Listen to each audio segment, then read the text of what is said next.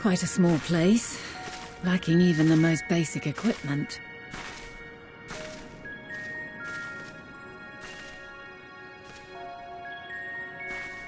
The present may yield no clues, but we may yet try perusing the past.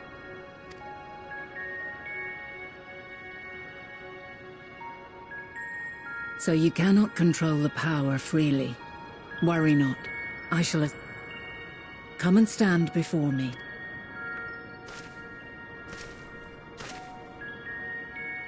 There are two ways to see the past.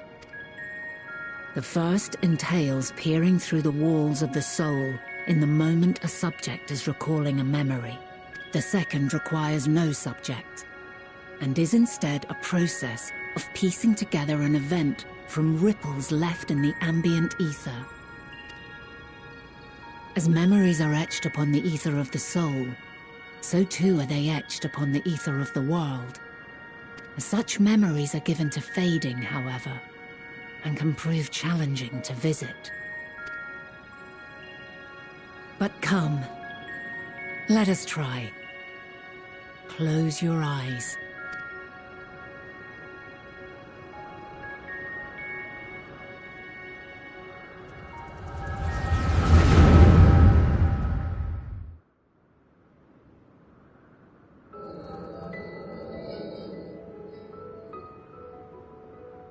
All units fully functional and proceeding on course towards their respective stars. Estimated time to completion of survey is 108 cycles. End of status report. Severing connection with shared consciousness. Did you hear that, Hermes? All is well.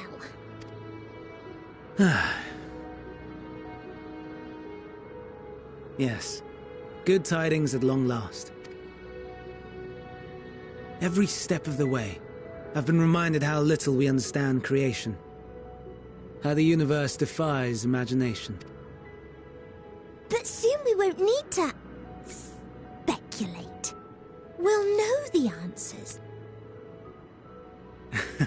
Indeed. And we'll owe it all to you and your sisters. I wonder what answers. Whatever intelligent beings that exist out there are bound to be vastly different from us. Diverse in form and culture. Possessed of unique ways of thinking. Their conception of life and its purpose will be no exception. Utterly unlike. How? I have no idea. Yet whatever answers we receive, I will not dismiss them out of hand. And I will share them with our people, that together we may contemplate. Perhaps then our star will become a better place. Not only for man, but for all life. Meteon, though I gave you wings to soar the heavens, I did not teach you how to walk the earth. In the course of your long journey, you will learn from those you meet, learn to walk and run and so much. And when you return, older and wiser, we will have a celebration. Will there be apples covered in syrup? And how are you supposed to eat them? Rather than food,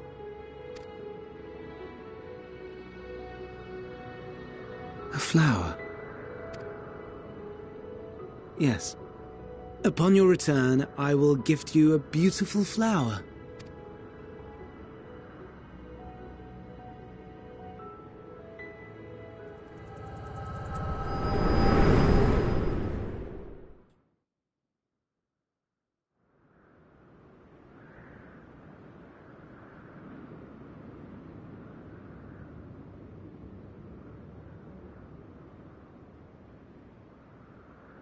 So, what is your opinion?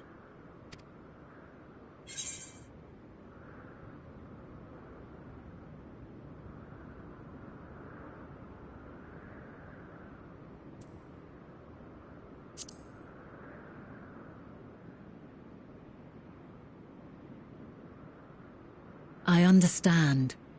He is a gentle soul, and well-intentioned. Yet it does not take ill intent to beget ill. We must consider the possibility that something may have gone awry. Perhaps it was oversight, or simply an accident.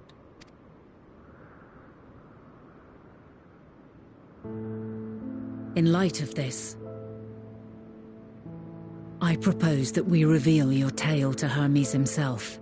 If he does not wish for the final days, as we believe, he may well join us in pursuing a solution.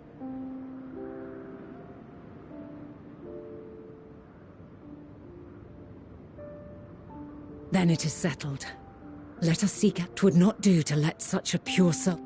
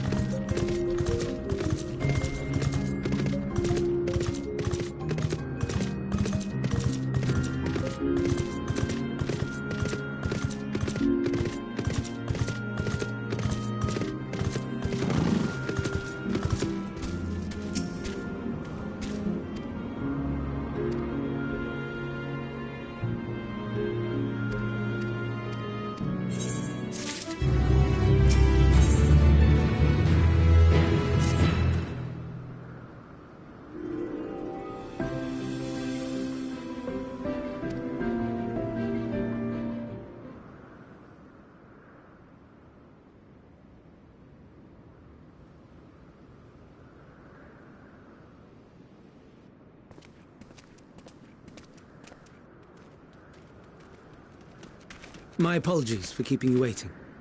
I understand there is a Aye. A matter of the utmost gravity. If one can suspend disbelief. Go on then. Tell him what you told us. Who you are, and why you came.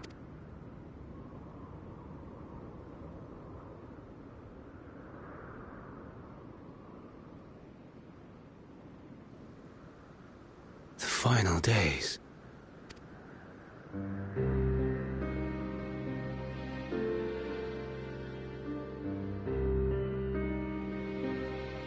The phenomena observed during these star-encompassing calamities is likely the product of a dynamis reaction. And none is more versed in the applications of this energy than you, Hermes. I must stress that we do not believe you would desire such destruction. We come not to lodge accusations, but to beg your wisdom. And so, distressing though the exercise may be, I ask that you share with us your opinion on the matter, on the assumption that our visitor's tale is true.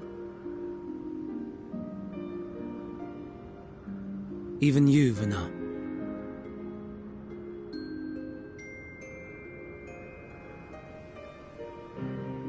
As you say, the phenomena observed in the two calamities may both be attributed to dynamis. Of note is the difference in its effect. In the first final days, it warped creation magics. In the second, it warped the people themselves. The key variable, I suspect, is the etheric density of the men of each age. As you know, ether, in essence, negates dynamis. Harboring high concentrations of ether, we ancients cannot readily manipulate dynamis, nor be manipulated by it. Therefore, rather than ourselves, the calamity affected our magics. In contrast, having been sundered, the people of the future are composed of but a fraction of our ether. Thus are they susceptible to the influence of dynamis and its transformative potential. But that would explain only the mechanism, not the cause. Though perhaps...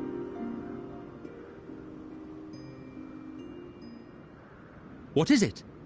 Even should it be a hypothesis, we would hear it.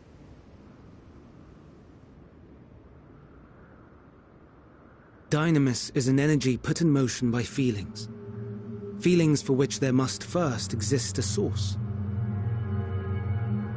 The source to which the victims must be attuned. One that harbors the selfsame negative emotions. Elsewise it could not be the agent of such extreme change. So it wasn't the stagnation of the celestial currents. Someone, or something, is instigating the star's demise.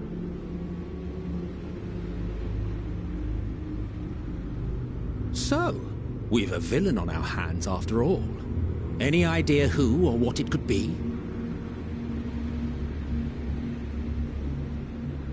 The celestial currents comprise the outermost layer of the star's ether, encasing it like a protective sphere. According to your tale, it was where the currents were weakest that the phenomena first manifested. If the inciting factor came from without a Theris, then its effects would first be seen in those locations.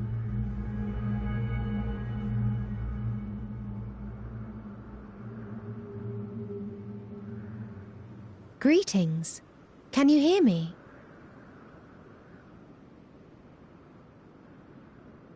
Do not be alarmed. I mean you no harm. I wish only to hear your words, share your feelings, know your thoughts. May we please be friends? Meteon.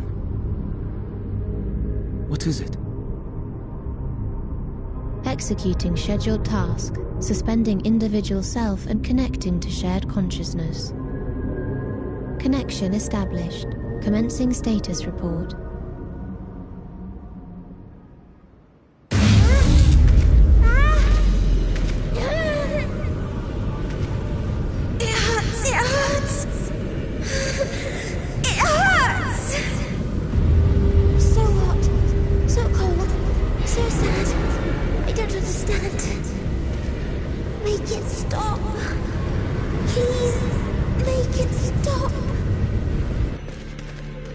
Steady, Meteon. Steady. So scared. So lonely. The pain. It's too much. Why? Why do we? They hurt. Hurt.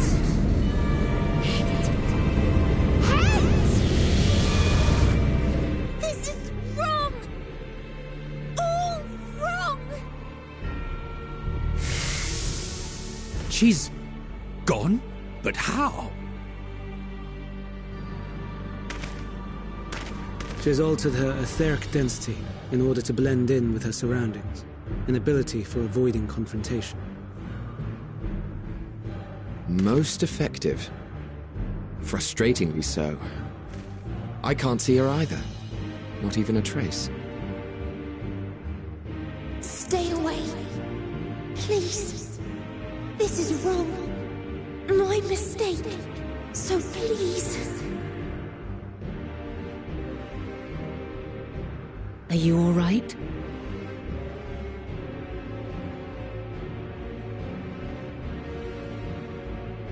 In your mind? No. We only heard her speak the instant before she vanished. Of course. When communicating without words, Meteon also employs dynamis. That will explain why you were able to hear her, when we could not. Then you are our best chance of finding her. Follow her voice and try to track her down. Hindered though we may be, let us split up and search as well.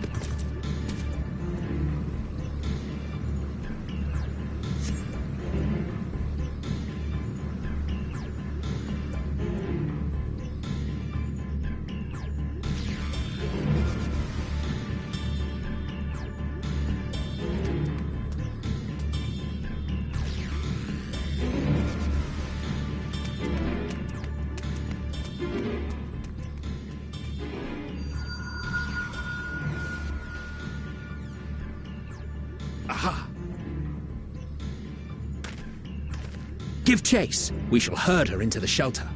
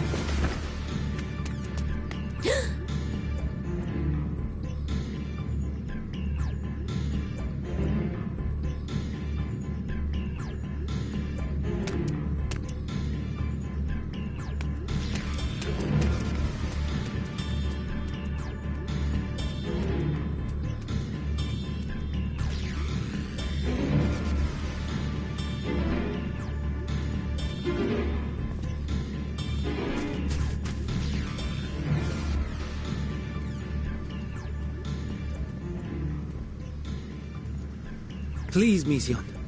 We must speak.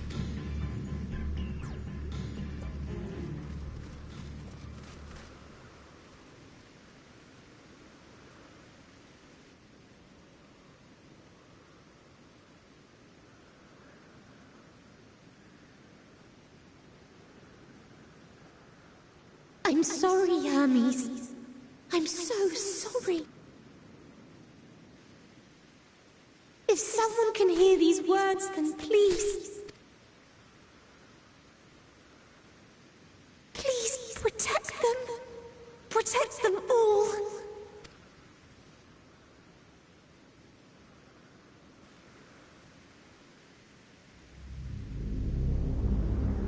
Individual self-suspended. Connection with shared consciousness state. Our survey is complete.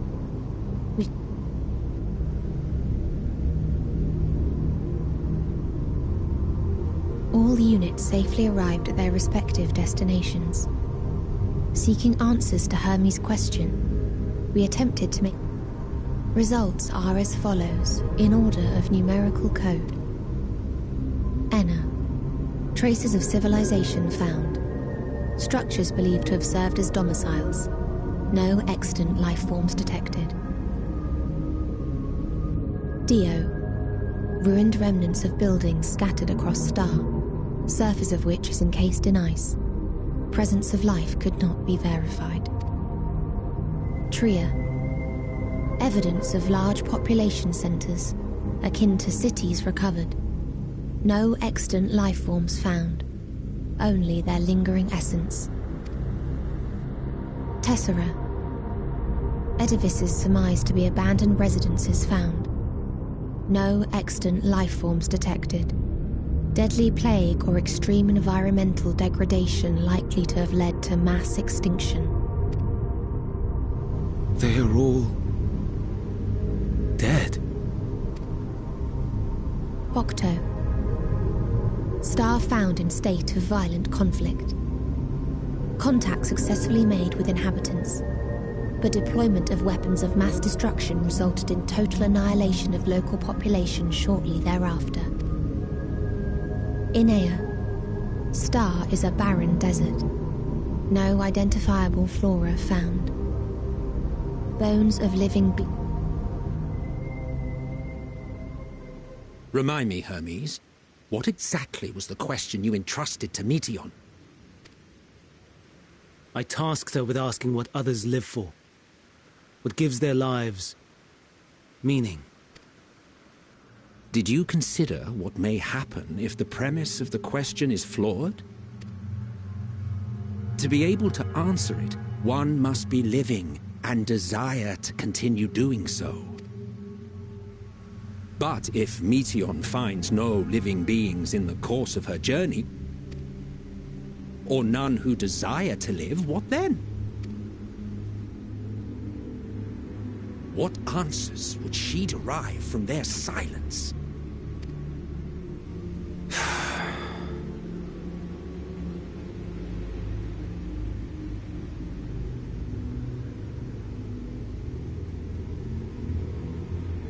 Meteion, enough!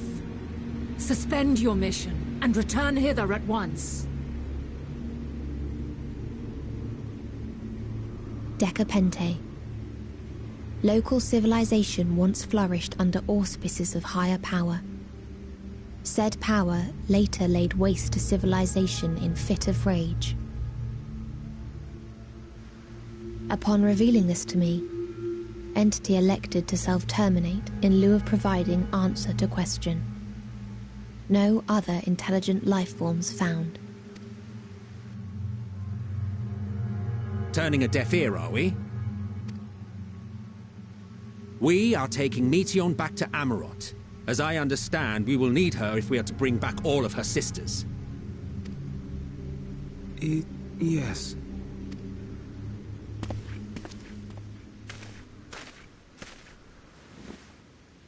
Meteion.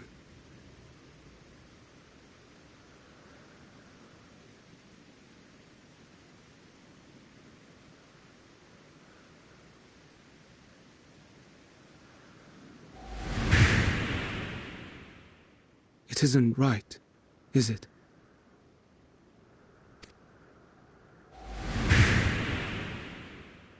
Even if we aberrations must scream ourselves hoarse to be heard.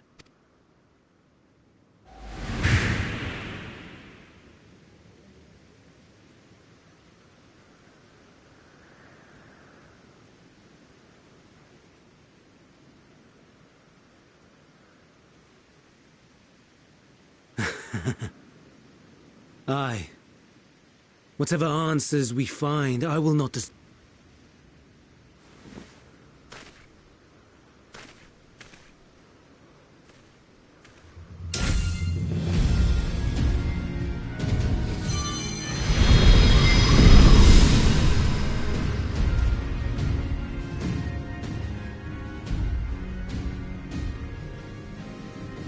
What is the meaning of this? You cannot take Meteion, not until she has finished her report. All else must wait.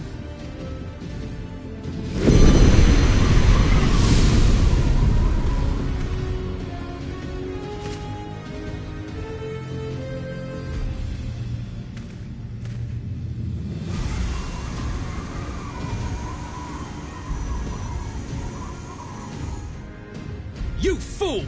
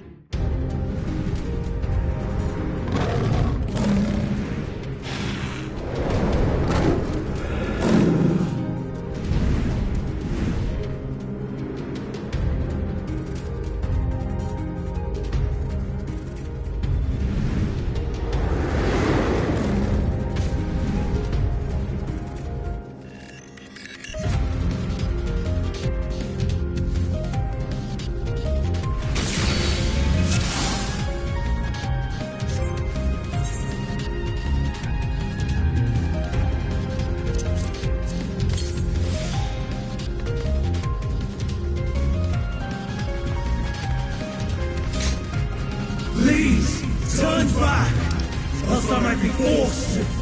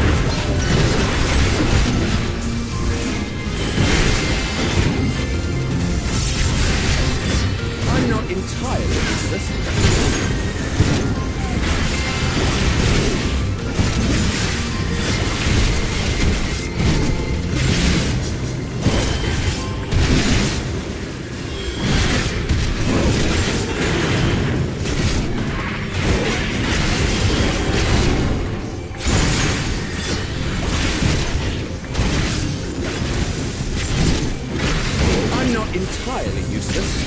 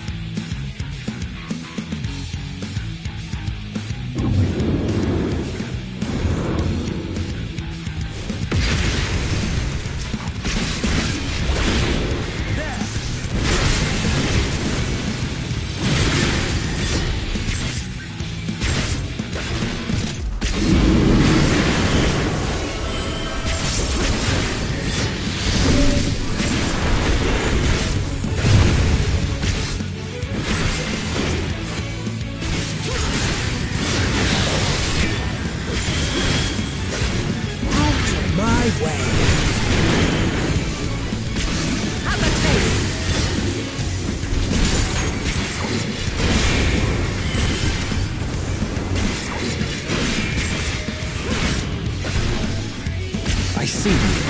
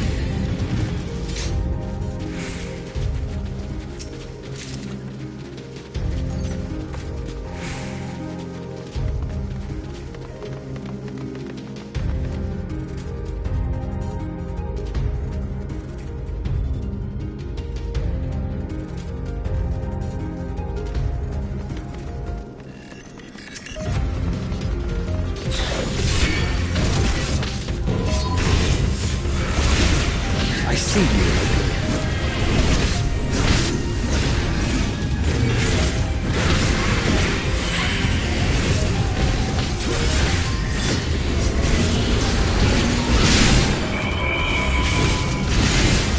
I see you.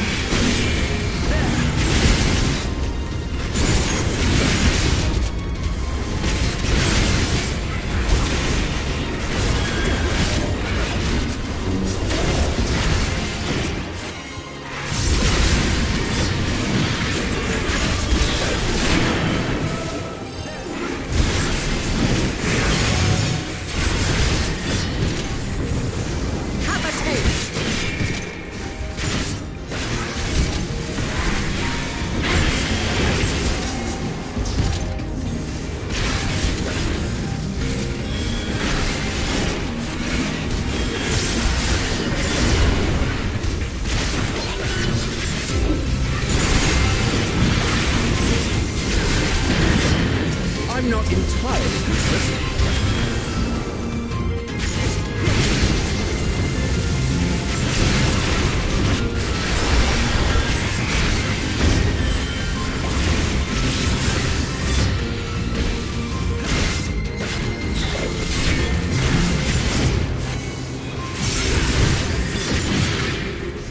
I see you.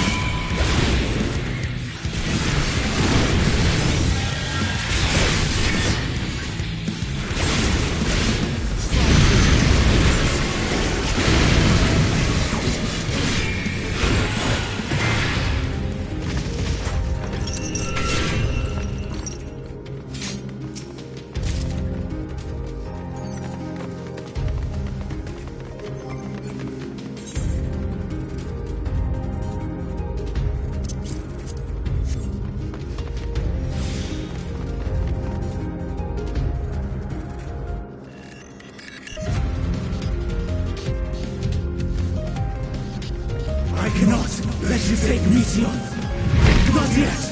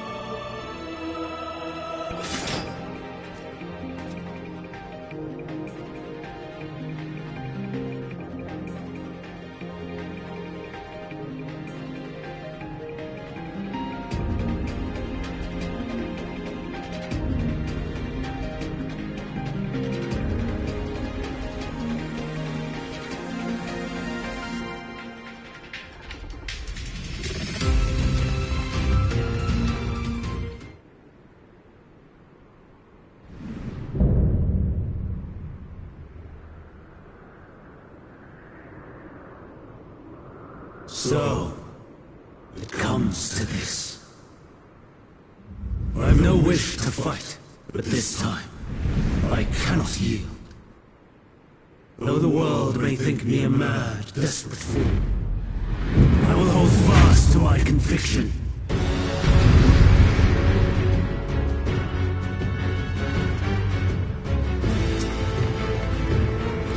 I will have the time and tranquility I require.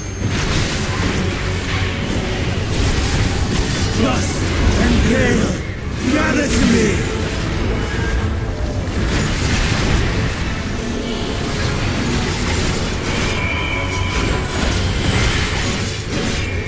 Ancient brand, unleash your power!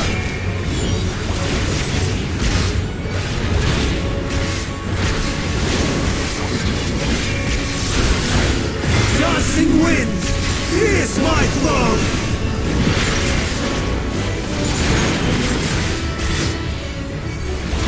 I see you. Stars on high, fall as rain!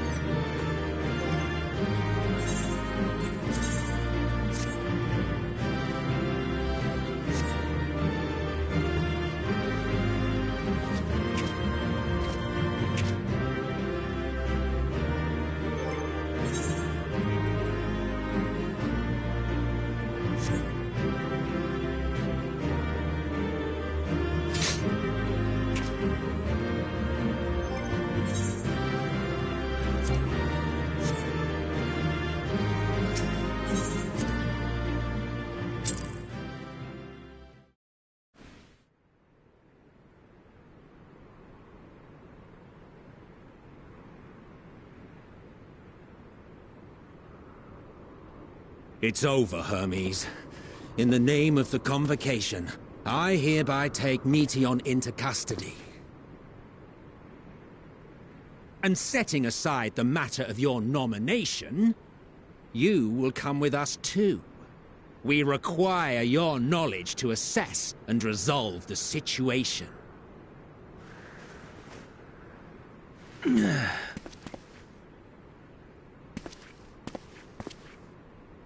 Meteion, I am so sorry. Would that I could have listened to your report in full. Reflected upon its meaning and conveyed it to others, that they might reconsider their chosen course. But I have failed, and that wish will never be realized. However, ere our fates become the province of others, I bid you tell me just one thing. Was there happiness in those distant stars? Was there a reason for living?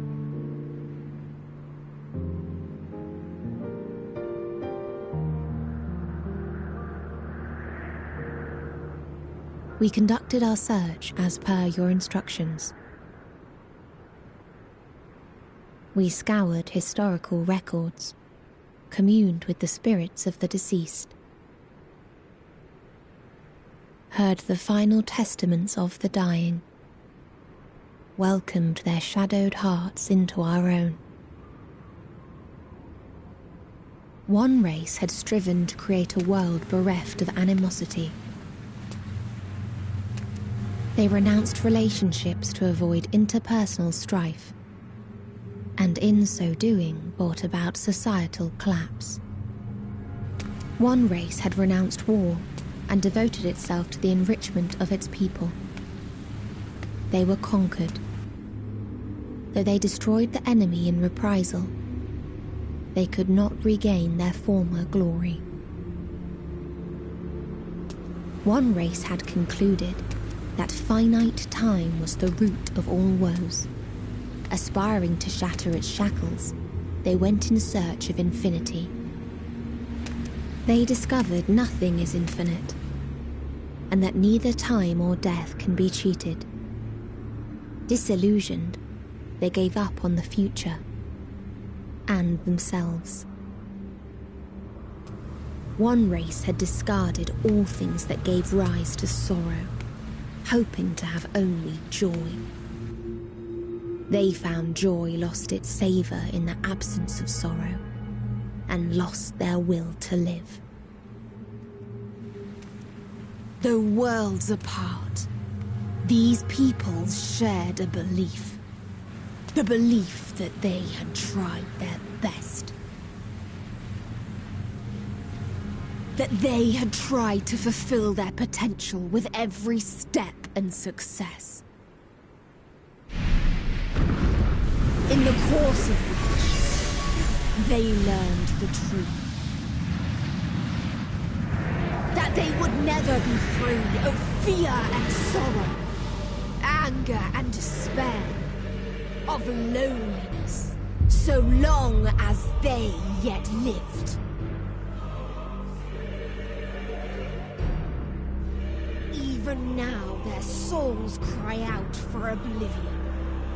And to this song of anguish, I lend my voice. We lend our voice. Oh, beloved mankind, shimmering jewels of beautiful Atheris, rejoice, for we will free you from the cruel yoke of existence. There is no need to struggle in vain, for in nihility awaits salvation. You will know peace and serenity, and it will be beautiful. We will make our nest at the edge of the universe. And there, in the dark of dead worlds, hoard sorrow and suffering. There we will sing, our chorus ever louder and ever clearer, that our song may reach even this ether-shrouded star. Such is the answer we have found in the stars. Such is the gift we now offer to Aetheris.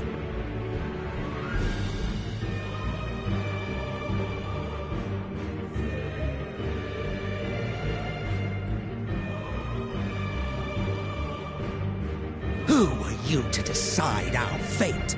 To decree we live or die?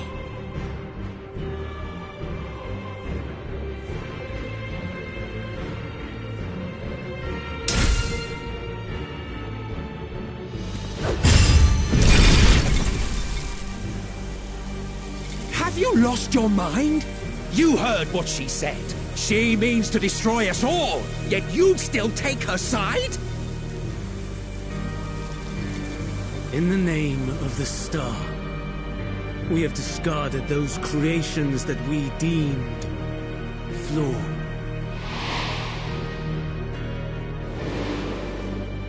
If we ourselves are flawed, does it not stand to reason that we too should be discarded?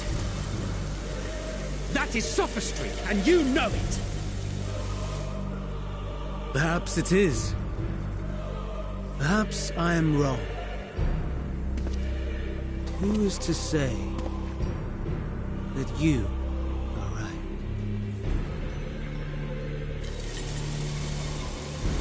Let us settle this with a determination. In my authority as Chief Overseer of Elpis, I will make a judgment on man's fitness to exist. If he can learn to value all life and retain his will to live, even should his end be justified, he will surely find a way to avert his demise. If not, he will perish and starve. As with all determinations, provisions must be made to ensure fairness. Kairos! Awaken!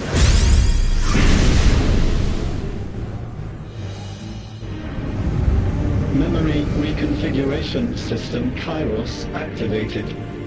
Awaiting instruction. Command. Universal memory alteration. Target area. Catesis Hyperborea. Starting point. Arrival of Emmet Selk of the Convocation at Propylion. Endpoint.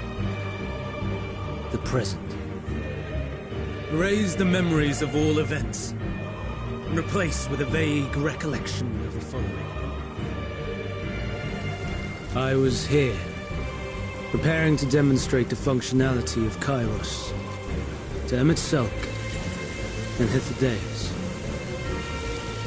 Meteion's shared consciousness became unstable.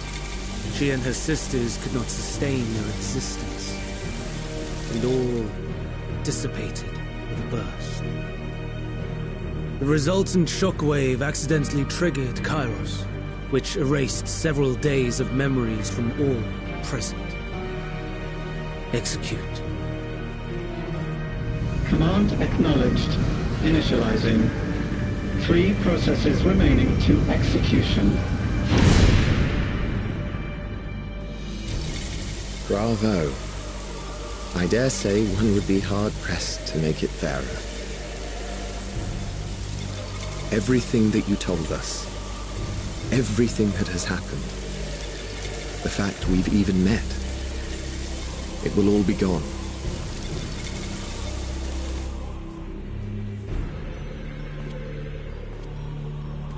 Go, Meteion. To the edge of the universe. where none can reach you. Hermes, won't you come with me? If you were to shed your flesh, I should be able to carry you.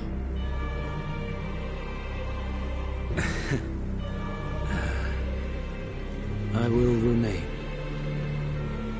As a man, I will oppose the oblivion you bring.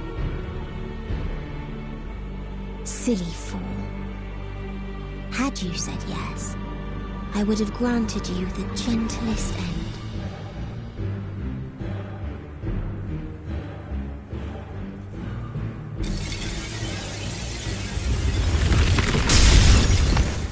This ends here!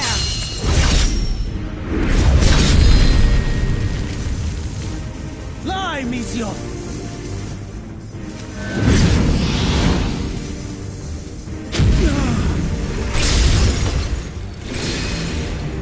That is far enough, Hermes! Argos, to me!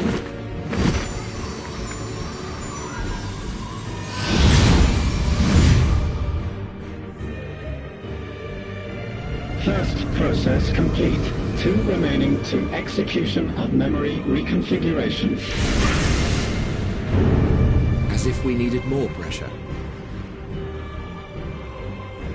No matter what, you cannot forget what happened today. For it is the key to saving your future. Your world. This fight is our fight. What comes after, our problem to contend with. Not yours. No. Your own struggle awaits. And no one else can take your place. You must flee this place with your memories intact. And I will see that you do. Now then, where is it? There you are, my little confluence.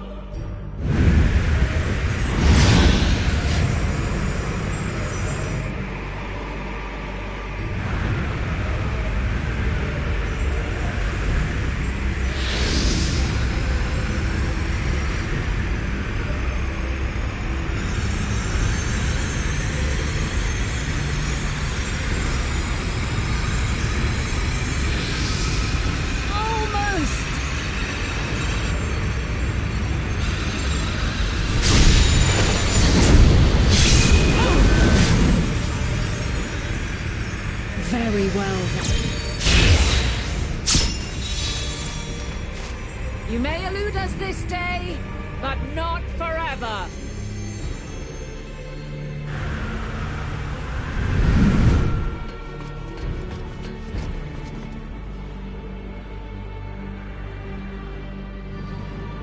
Meteon's gotten away.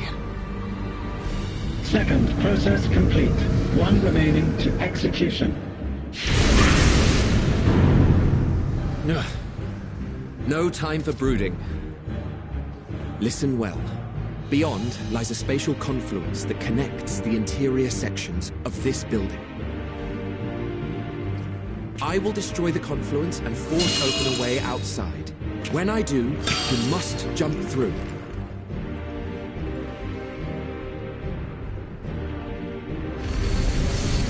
I cannot tell you how sorry I am. But neither can I let you escape!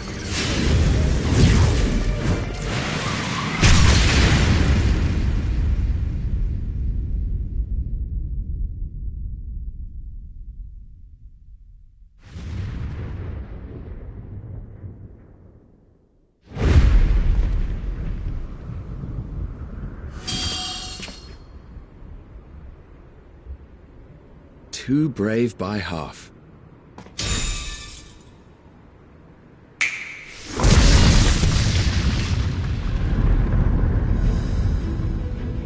Exemplary work, as always, Emmett Selk. What? But how? I thought the confluence was... over... Over there? Yes. We were rather hoping you would. It was never anywhere but where it is now. The instant those two began making their way towards nothing, 'twas clear the plan was a diversion. I'm quite incapable of destroying a confluence, I must confess. A gambit brazen beyond words. Though we've grown accustomed to reckless improvision due to the antics of an incorrigible associate. Though, in the case of certain present company, incorrigible is an understatement. Honestly, I'm beginning to suspect it's a requirement for every Azen.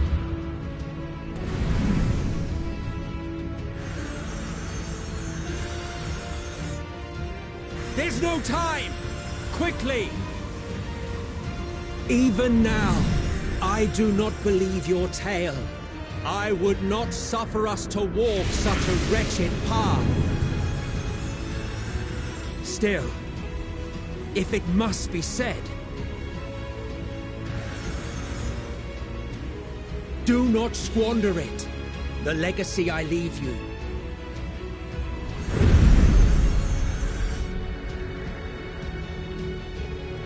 Final process complete. Executing universal memory alteration.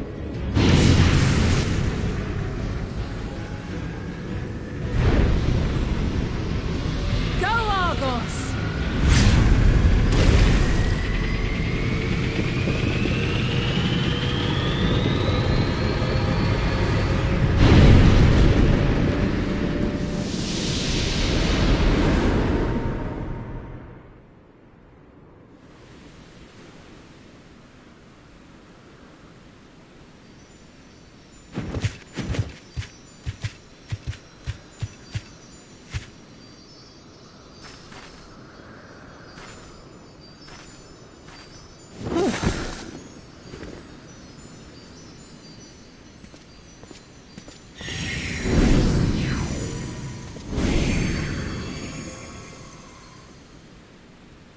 I'm fine. Just a little tired.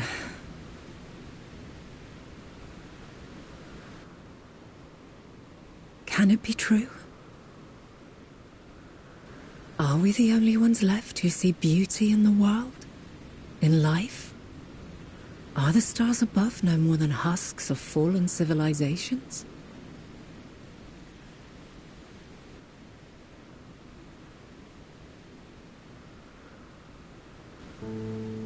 And yet,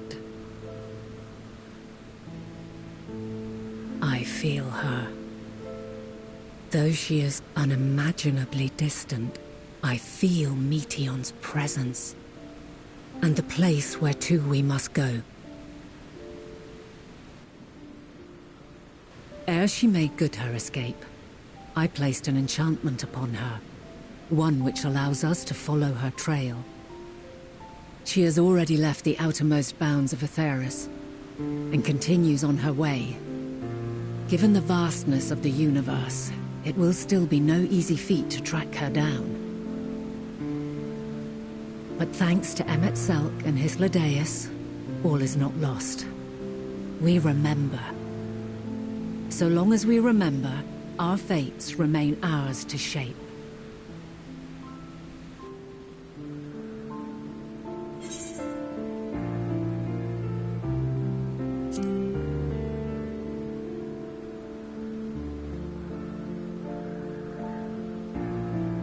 I'd like to know too. Let us ascertain the situation at Cutisis Hyperborea, where they should still be.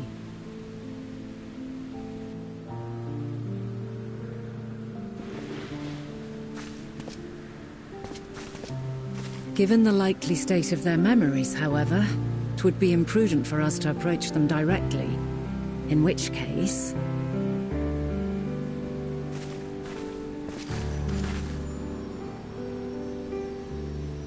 I'm sorry, my friend. I've asked much of you this day. But may I trouble you one last time?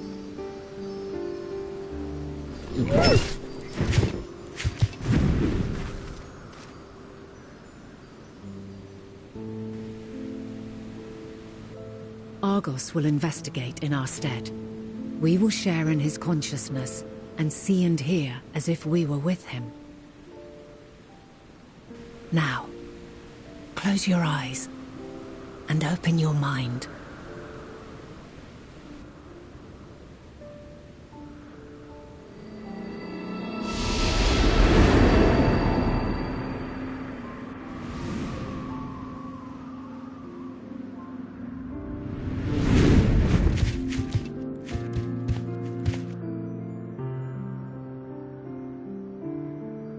Thank goodness you are unharmed. Unharmed? There is a gaping hole in my memories. I can scarcely remember arriving here in Elpis. Forgive me. I was preparing to demonstrate the functionality of Kairos to our guests. But Meteion, her shared consciousness became unstable. And she... So, that's what prompted the state of alert. And when you went to investigate, you were caught in Kairos's accidental operation. So it would seem. It's all a blur to me. Such an unfortunate accident. Oh, and what of Venar and your other companion? You went inside together, as I recall. We did?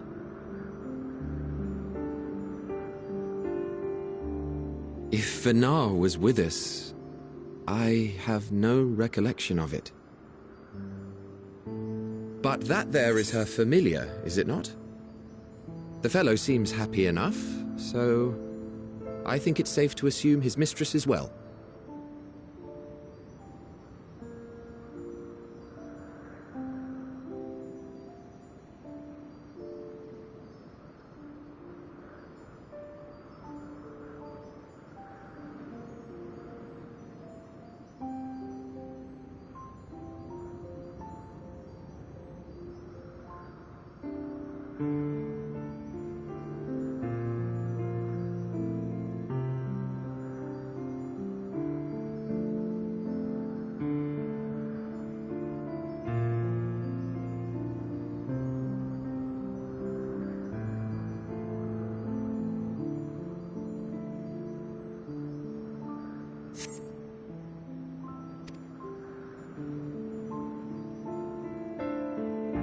I haven't the slightest notion who this other companion might be, however.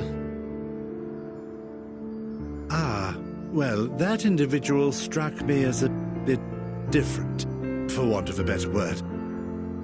Perhaps it wasn't actually a person, but some manner of creation. Curious. I must ask Venar about it when next we meet.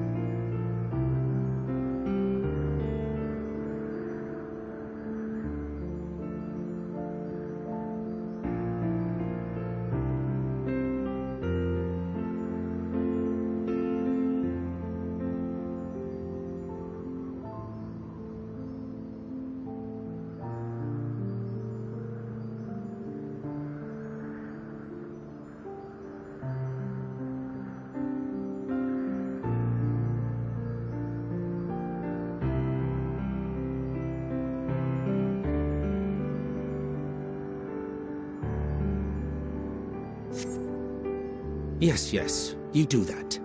Now, if we may tend to Hermes, whatever this Meteon did, it seems he bore the brunt of it. Once you are fit to travel, you will return with us to Amarot. We need to make certain there are no other ill effects. Also, I am here on business of the 14. We've already had the conversation, like as not, but since your toy wiped my memory, we'll have to have it again. Yes, of course. As you see fit. This Kairos, it manipulates memories through the emission of etheric waves, correct? There is a theory which holds that memories scoured by blasts of ether are restored when the soul is cleansed in the underworld. If true, then perhaps when our time comes to return to the star, we shall remember these few days we have lost. I doubt aught of interest occurred. Look forward to the revelation if you like, but I should prefer to reminisce on more meaningful moments.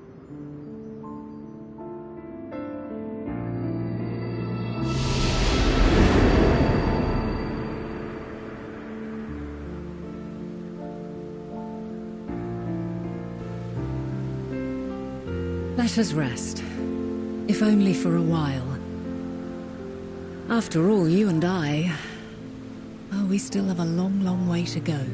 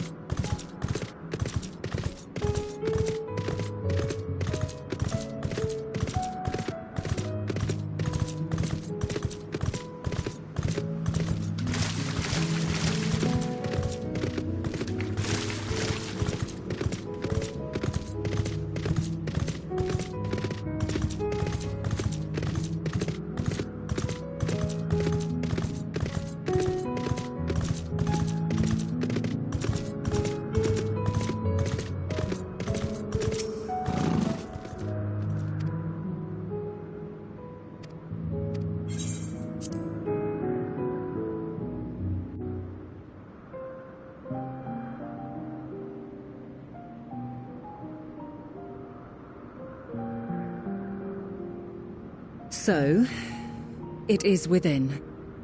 The portal that brought you hither, and will take you home.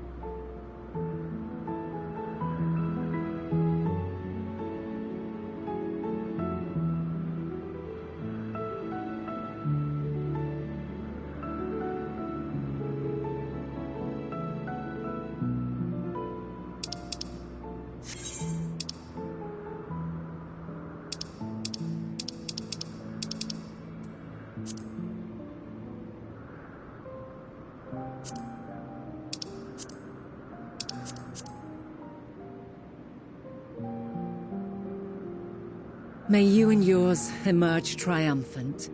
Make use of the knowledge you have gained, that your days in Elpis and our friend's sacrifice be not in vain.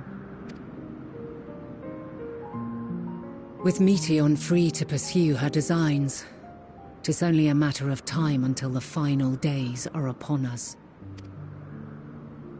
We must be ready. From fortifying our defenses to securing our escape, there is much to be done. In spite of this, we cannot allow the report that set this calamity in motion to become common knowledge. Were the masses to learn the fates of the other stars, I fear the situation would spiral out of our... I must carefully consider who can be trusted, and bring them into the fold. Ordinarily, I wouldn't hesitate to call upon the 14. However, it was the desire for a fair determination that drove Hermes to attempt to erase our memories. Were he made aware of his actions, there is no telling whether he would remain a friend or become a foe. Alternately, we might try to alienate him from the convocation. Yet in doing so, we would deprive ourselves of a brilliant mind who would be quite the dilemma. Which is why I must work. Regardless of how we proceed, if we are to permanently avert the final days, we must be equal to Hermes' challenge. We must prove, and this hinges, I think, on how we confront the all-consuming despair that accompanies a senseless and seemingly inevitable end. Bewildered and divided, we would perish like the peoples of those celestial ruins. We could not hope to survive the final days, much less take the battle to Meteion at her nest. We must find a way to defeat despair, to unite and prepare as many as possible for the struggle. Heavy will weigh the burden of guiding this legion of souls. Yet I have faith in mankind's potential. As long as he believes in himself, there is naught he cannot achieve. So I will not give up on him. On us. You may find your world to be very different. Or perhaps the erasure of our friend's memories has sown the seeds of a conjunction between us. We cannot know until the moment is at hand. So shall I strive to do my best, taking naught for granted as I walk my path.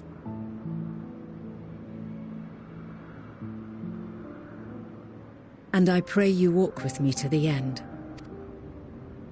As you move forward, so too will I, as will all, resolved to fight for the morrow. And when mankind has found the strength to stand against despair, we shall silence the song of oblivion. She who sings it will learn our journey is far from over. This I promise.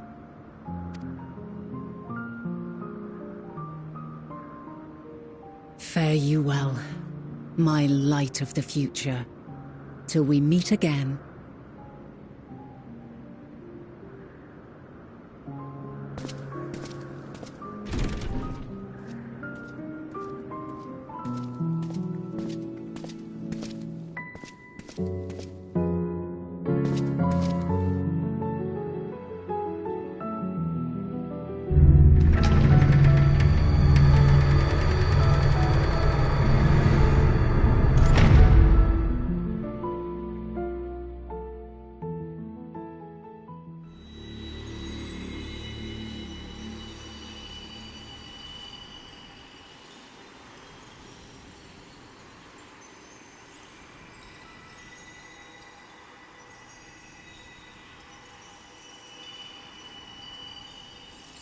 From this day forth, I shall strive to bring honor to the seat of Vandani.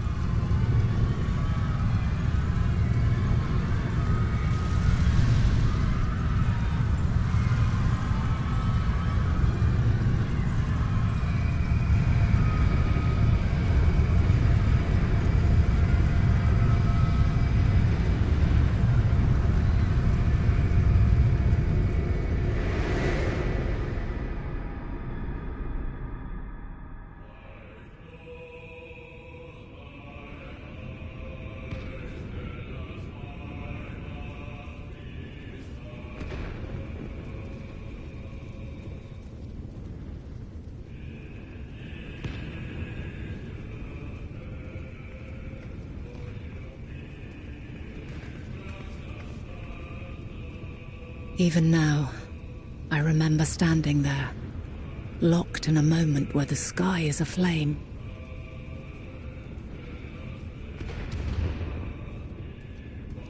Where stars fall as tears, and screams darken the seas.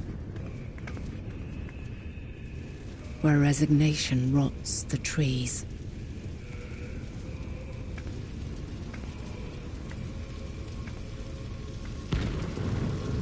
Where terror twists magics into abominations. Such is the lament of they who have gone before. The song of they who tried and failed to create a better world. The song of the end.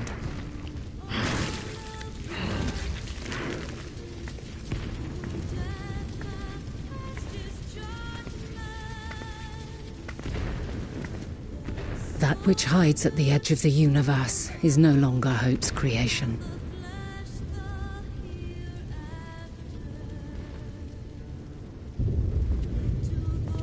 It is hopelessness incarnate.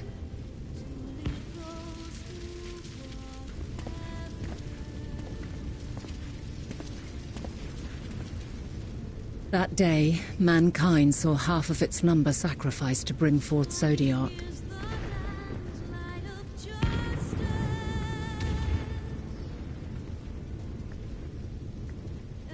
And covering the star in a shroud of ether, we forestalled the final days.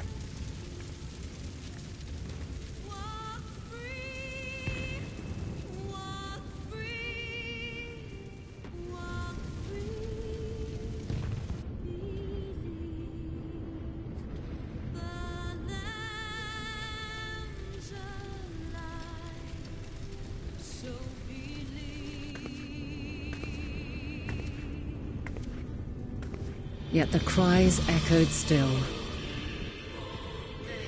We wept for innocence lost, wailed for death inevitable.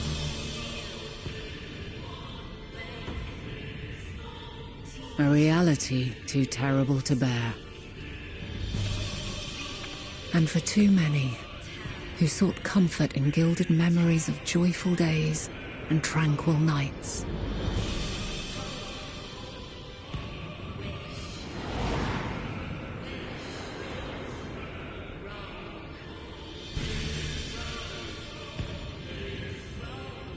This is all wrong! Why must we suffer so? It needn't be like this. No. There must be a way to restore things to the way they were. To reclaim the perfect paradise we once had. No, my friends.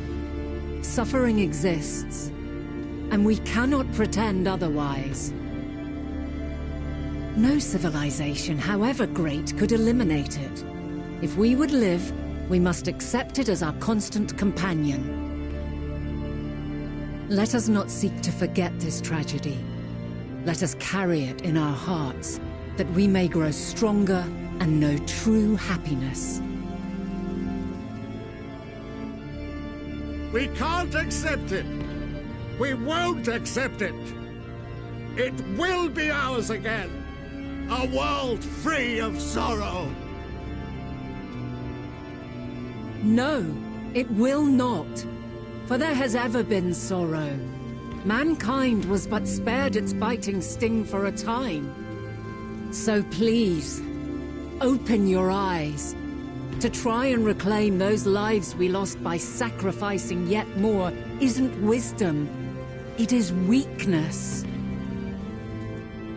No paradise is without its shadows. If we cannot accept this truth and learn from our pain, then our plight shall be repeated.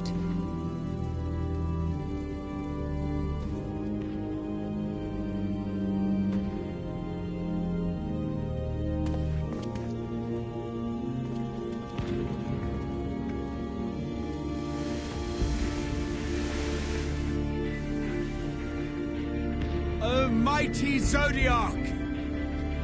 God, born of our boundless faith, we bid you, hear our prayer. Accept this offering of lives, and deliver unto us the lives we once had. Deliver unto us the days of old, the days when the star was a font of love, and we knew naught but bliss.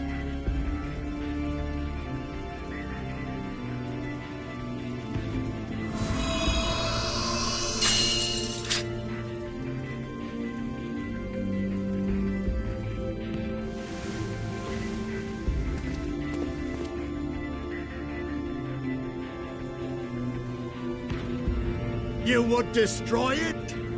Our beautiful world?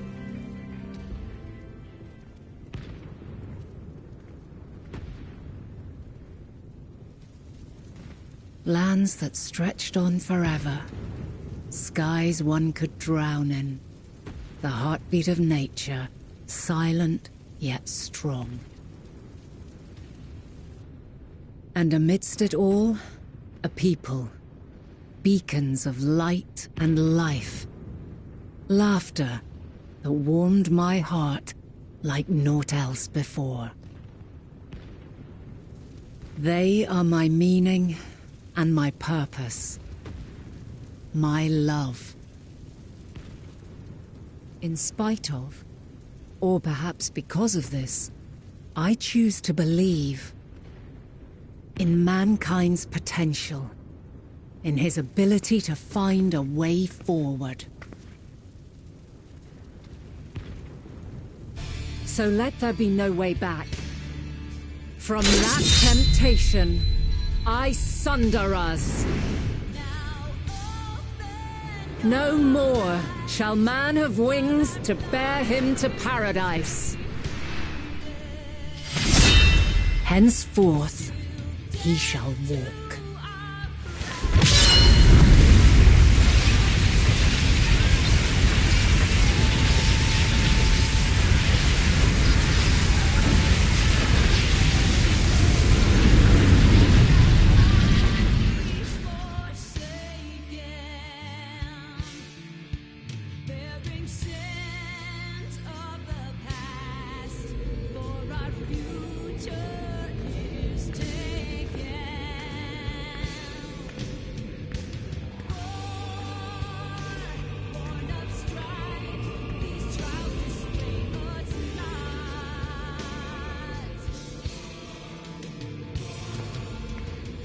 All is excruciating pain.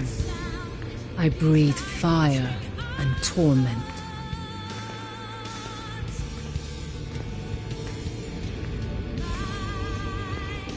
I birth a world of suffering to mire and plague.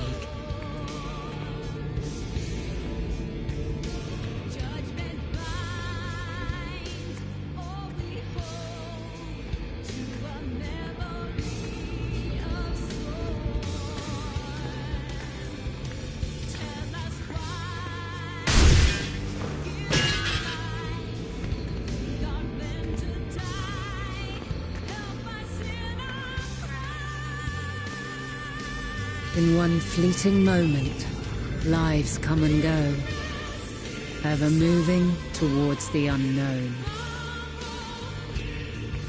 And in that fleeting moment, they cry for the answer to the question. Why, given life, are they meant to suffer, to die?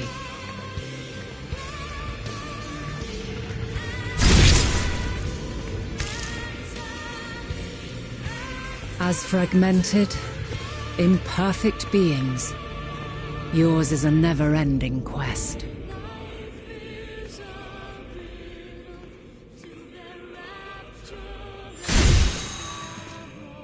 A quest to find your purpose, knowing your end is assured.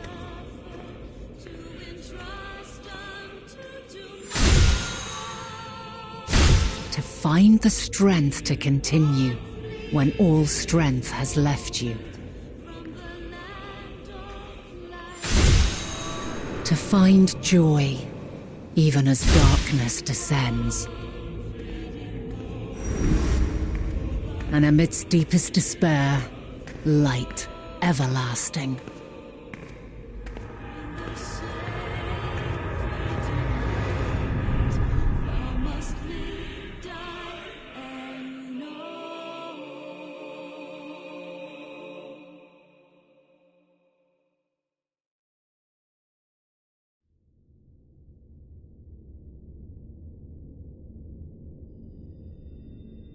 A conjunction has begun to form, an intertwining of your time and mine.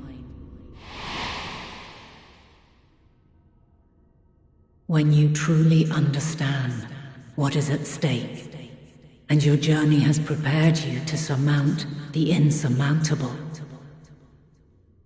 then shall I honor the promise made in another time, another age.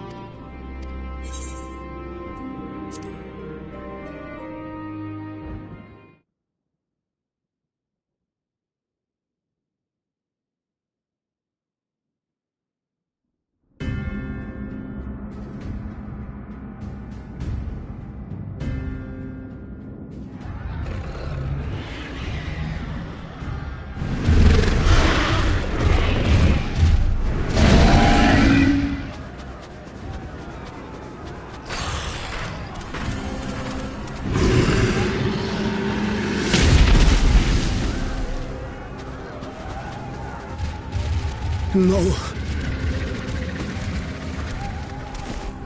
No. We were promised an escape. Not the same you we fled.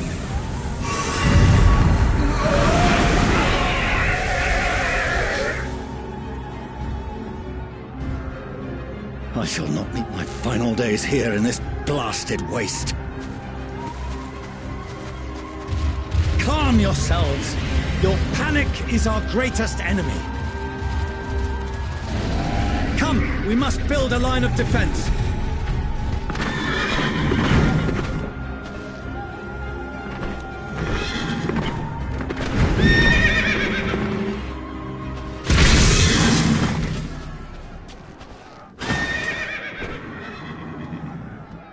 How? Leave the fighting to us, Father. You must lead the people to safety.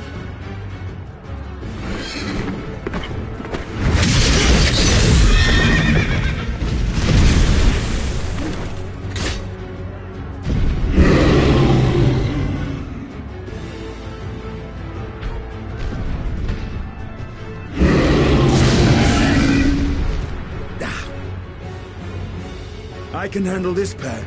You shall tend to the refugees. Let us be about it.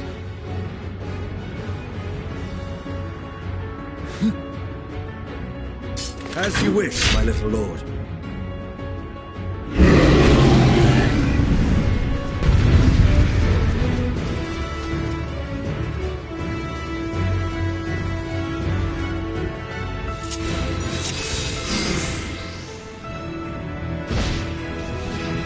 Our commander beats attention. See to the wounded. Help is at hand.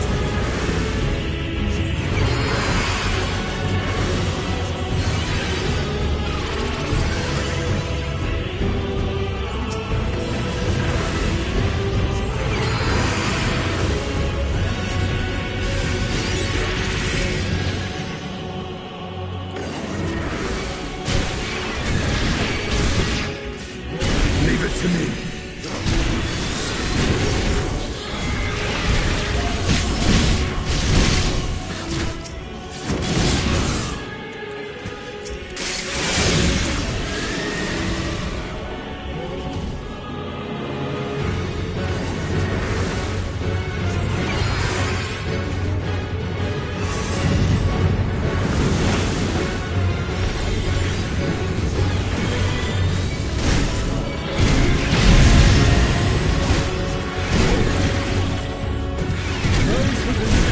Come with me.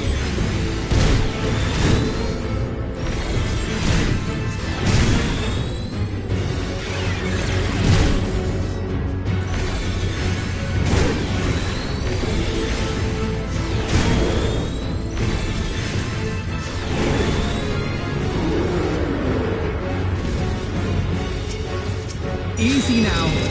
Deep breaths.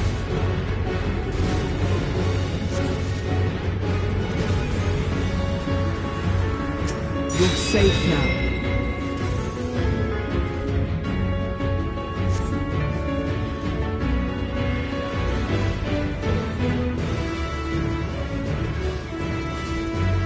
Worry not for the refugees, but for yourself.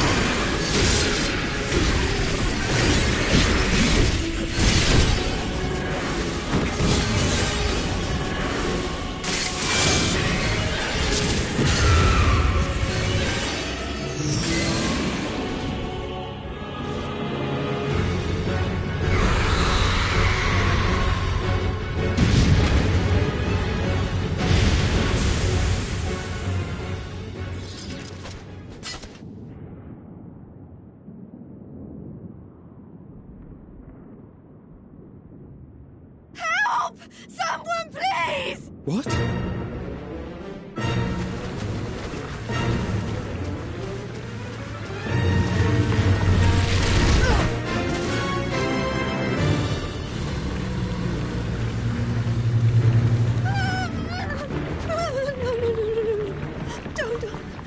I don't want to die. Forward! Let not a single fiend escape!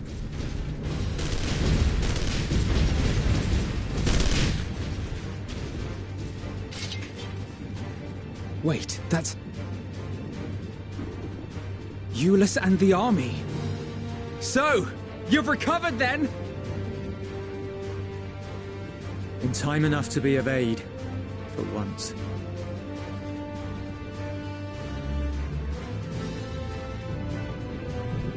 We can speak of it more later. For now, we must fight!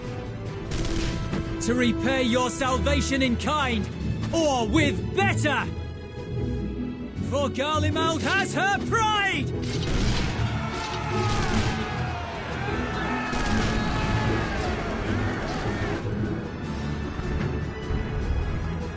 Of that I've no doubt.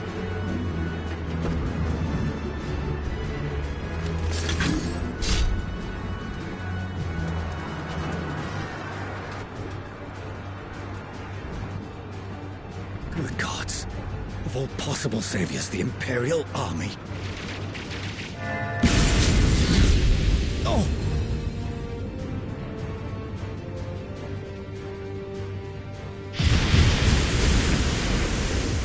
I had hoped to take all of them down at once. Think a withdrawal might be in order? Oh, sod that! You know who would never abandon these people to their fate. To be devoured by their former friends. That'd be beyond cruel. These beasts must fall here and now. Well then, I'd say it's high time we threw caution to the winds. So long as you spare me the heroic sacrifices. Now, let's go!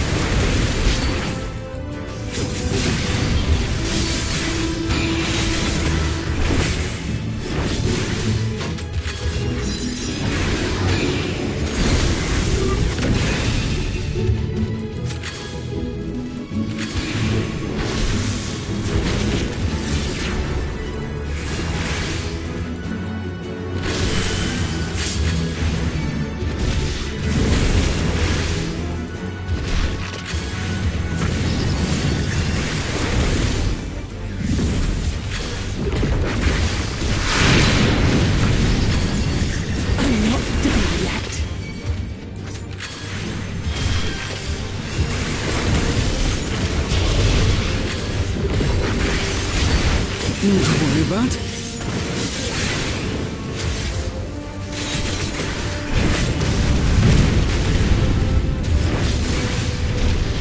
The air crackles with energy. Find cover!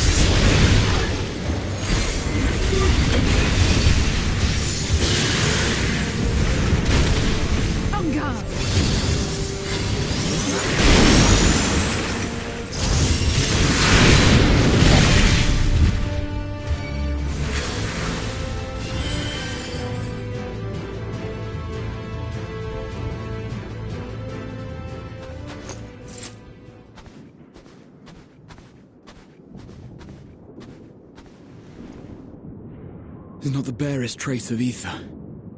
Maybe there really is no way to bring them back.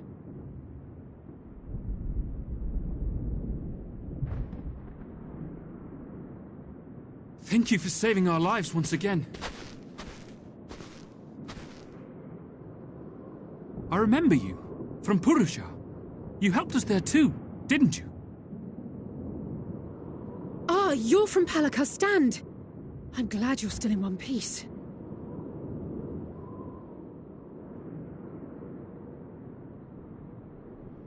Or you will be, once I see to that injury of yours.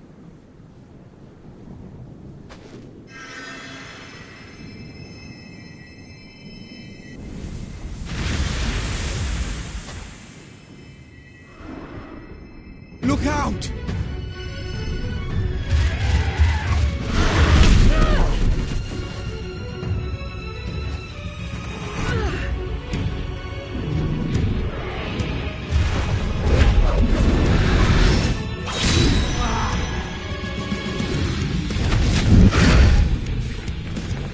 Get out of here! Quickly!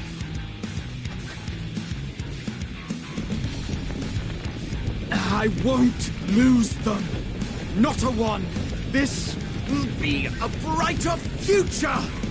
I won't let a madman's apocalypse ruin everything we've fought to achieve!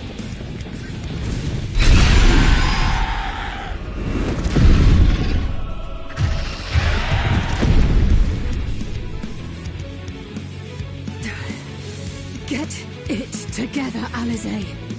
You're embarrassing yourself. And in front of Father, no less. You might never measure up to our champion.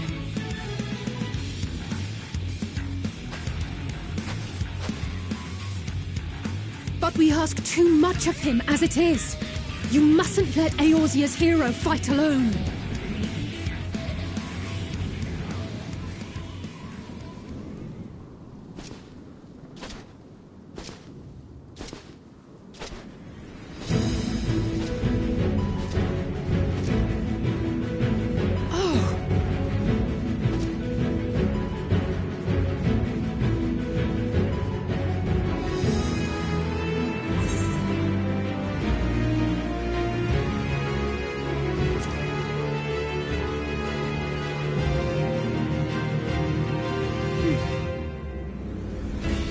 I can look after myself, you know.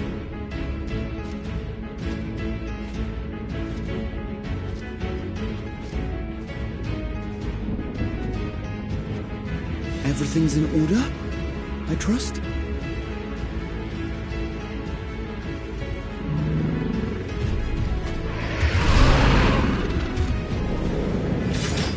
I've had enough of this rabble! Come on!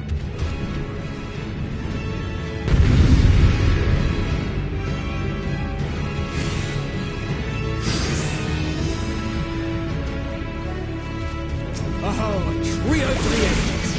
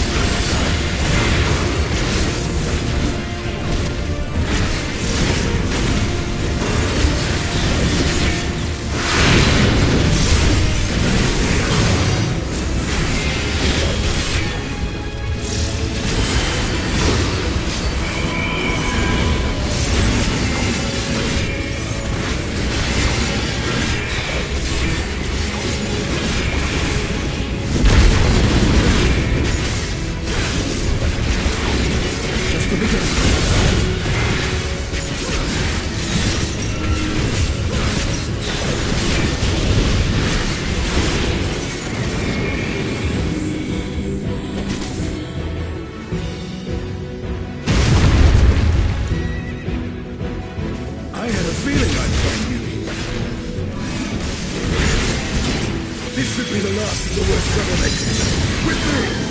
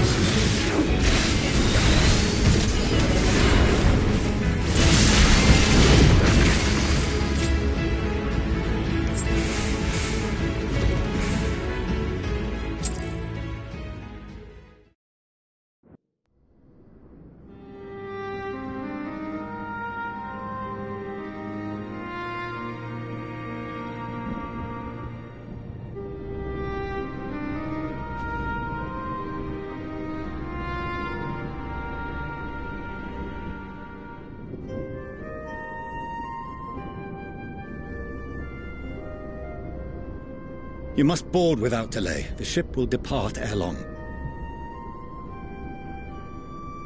Your offer to host us in Sharlayan is most appreciated. But will the final days not soon fall upon it as well?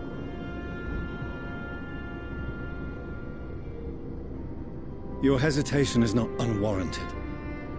The satrap entrusted me with your lives, yet I have failed your comrades. Nor are you wrong to fear that this corruption will continue to spread. I cannot promise you complete safety, even in my homeland.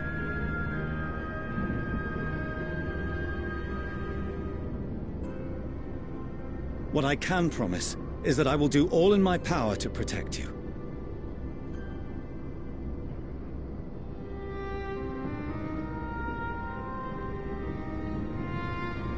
That power is not inconsiderable. Even now, my countrymen are preparing the vessel that will deliver us to a sanctuary on the moon. Join us on our journey there, and beyond, to new horizons. Come to old Sharlayan. Please.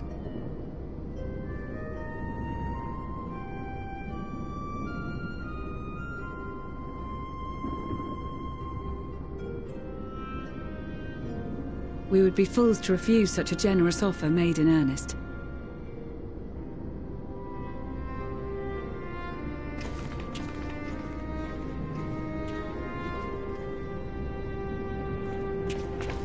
It seems they've a new destination. The people of Radzat-Han have known too much suffering. The march to Garlemald will only bring them more, short though it may be. I quite agree. Fortunately, they have you to look after them. Yes. Well.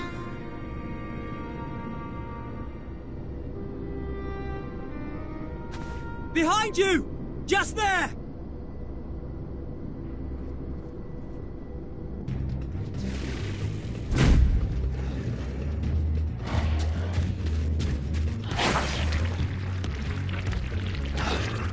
More of them.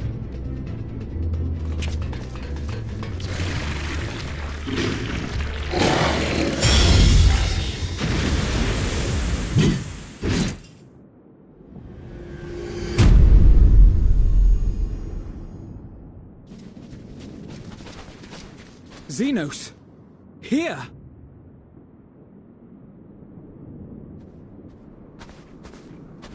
You'll be all right. Hurry to the airship.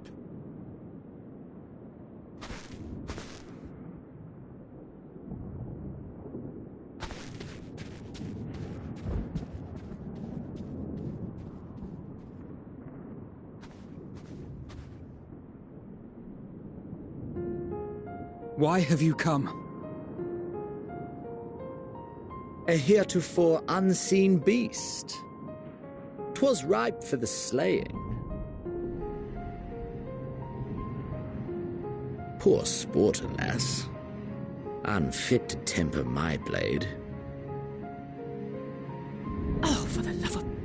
You cannot still be on about a rematch. That is, and has ever been, my sole concern.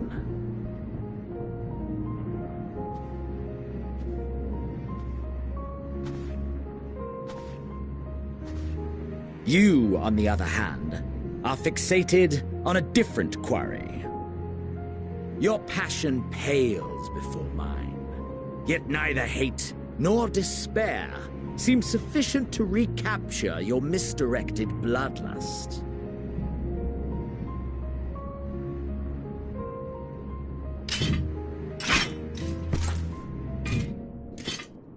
So, I hone my blade, and I wait.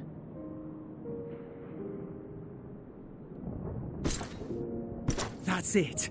That's all you care about.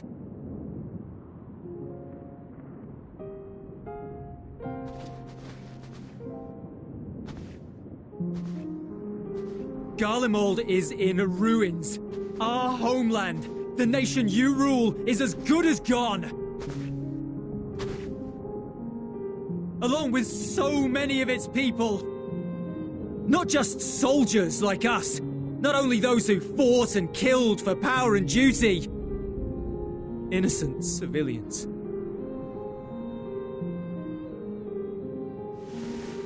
Murdered by their own flesh and blood. Lost and confused as they breathed their last.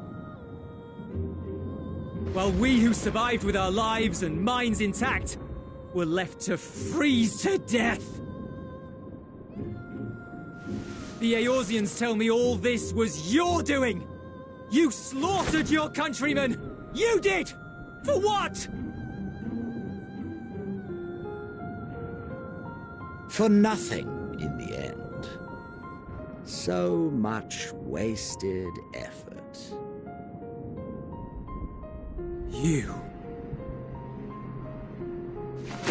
You bastard! For your own sake, Eulus, you must control your anger. It will serve no one should it consume you and see you transformed.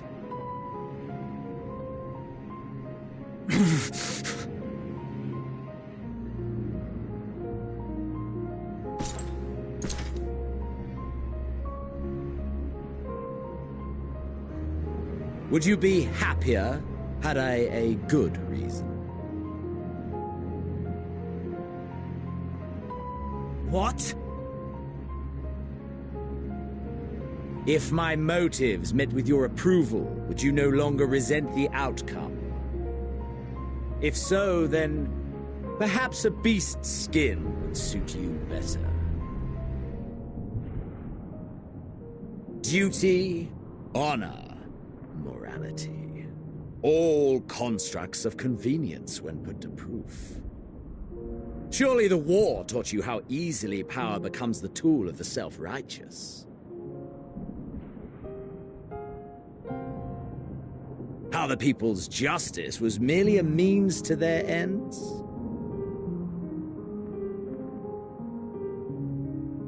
Yet you would ask me why. Ask any creature of this star and those above for answers, and they will tell you what suits their fancy. And they would be right to do so. What meaning there is to be found in the petty vicissitudes of your existence must be gleaned by you, and you alone.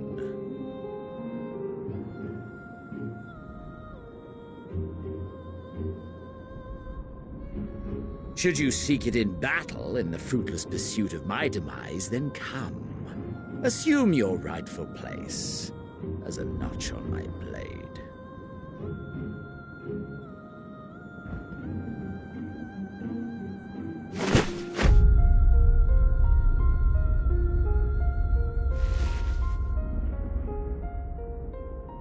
You are a blight on the Garlean race, and there would be no more satisfying way to expunge it than by beating you to death.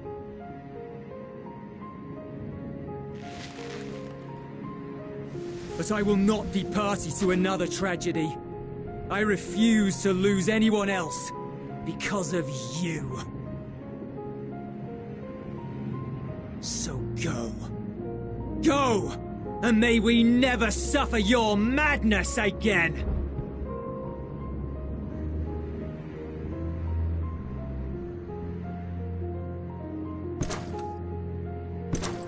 Xenos!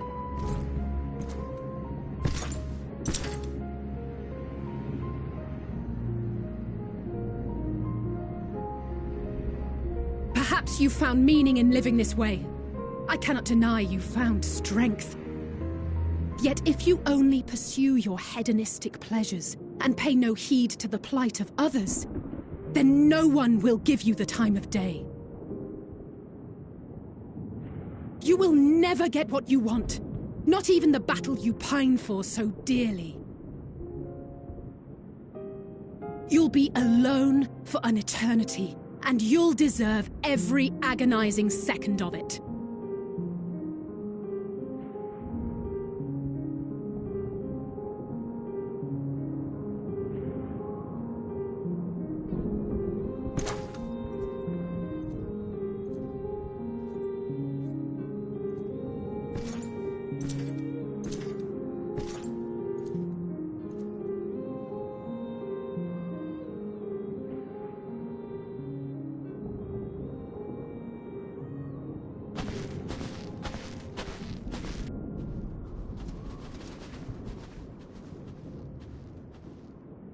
We're ready to depart. The refugee ships will be leaving shortly, but I've asked mine to remain for the time being. There's room enough for you to join me on it, if you wish.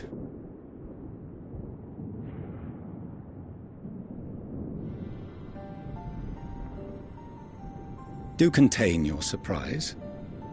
I needn't agree with the Scion's methods or intentions to acknowledge that their deeds are deserving of gratitude. We appreciate the offer. But might I ask why you are delaying your departure? I presume it is not solely for our benefit. I must visit Garlemald ere we return to Sharlayan. Having caused such an uproar, 'tis only meet that I explain myself to the Ilzabard contingent.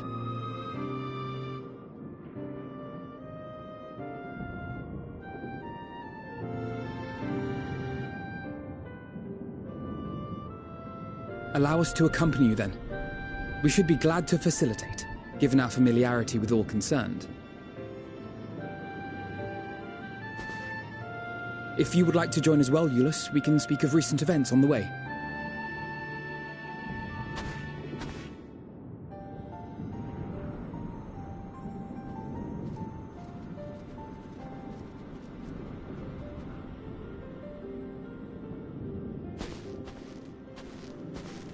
He'll be after your seat on the Forum next.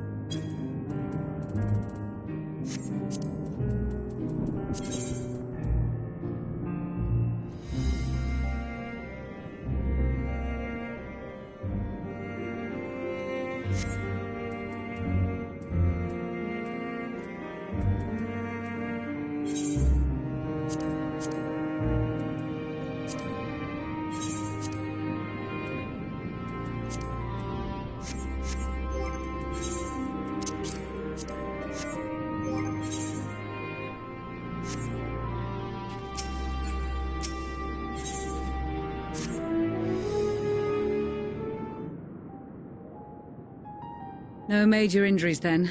Good. I briefed the recovered soldiers and sent them on their way as quickly as I could, but nevertheless feared they would not make it in time.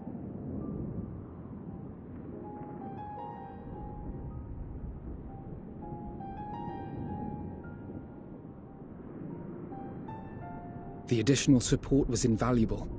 Your men saved more than a few lives.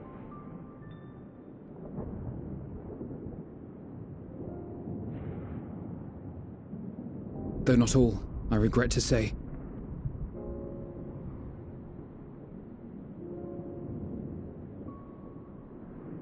I take it that I'm addressing Lucia Junius.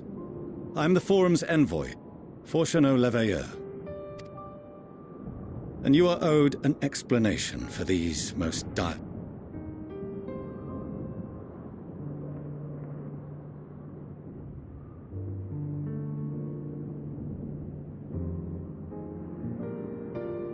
Another trial wrought by the final days.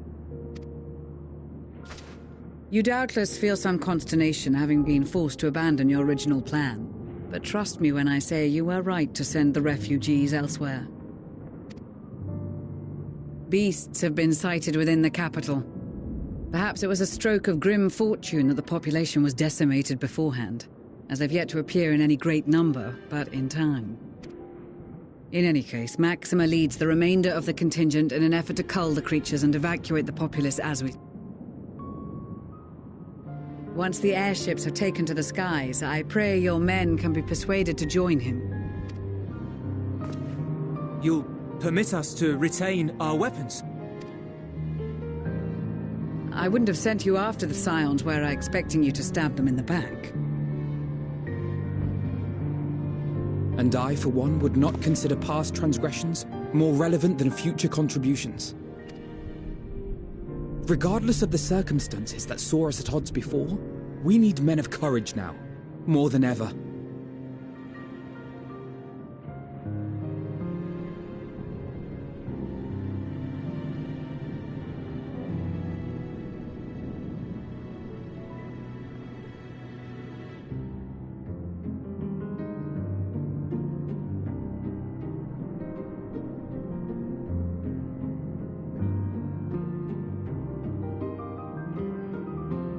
We swore to defend Garlemald, and so we shall.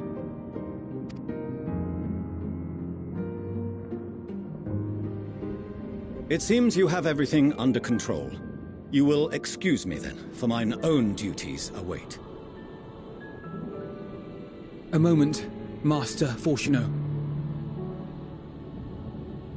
You did desire to express your appreciation for services rendered, did you not? I did. Though if you intend to again ask that Sharlayan alter its course, you will find my gratitude insufficient. 'Tis nothing so onerous. I wish to hear the details of this grand endeavor of yours.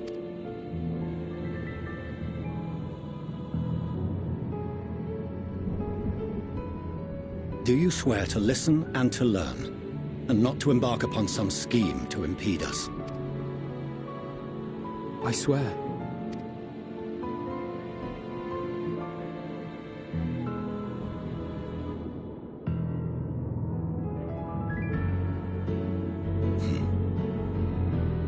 Any other, I would doubt. But you, I trust. Very well. I will request that the Forum make you privy to our plans. You may await our summons at the Baldessian Annex, assuming the decision is in your... It does. Excellent. You can regale us with tales of your most recent sojourn to the First while we wait.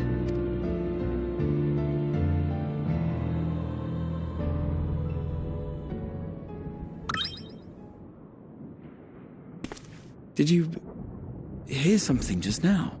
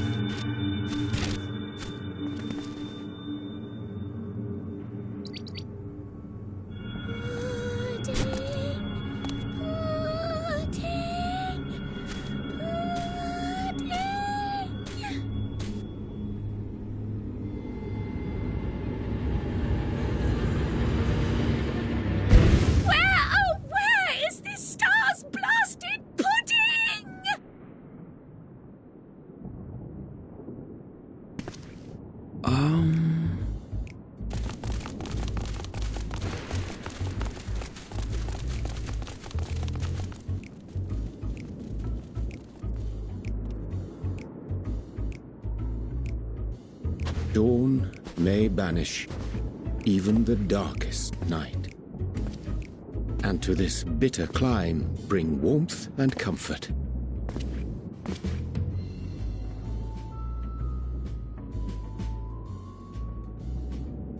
'Tis heartening to see such an assembly upon my return. I thought often of you whilst I looked down upon our star's brilliance from the moon above. Yes, but what are you doing here? And dressed like that? Aren't you cold? Verily, I fear for my health should I proceed to expound upon our purpose ere I procure more suitable garments. Then allow me to summarize. We're here because none of you lot are up there.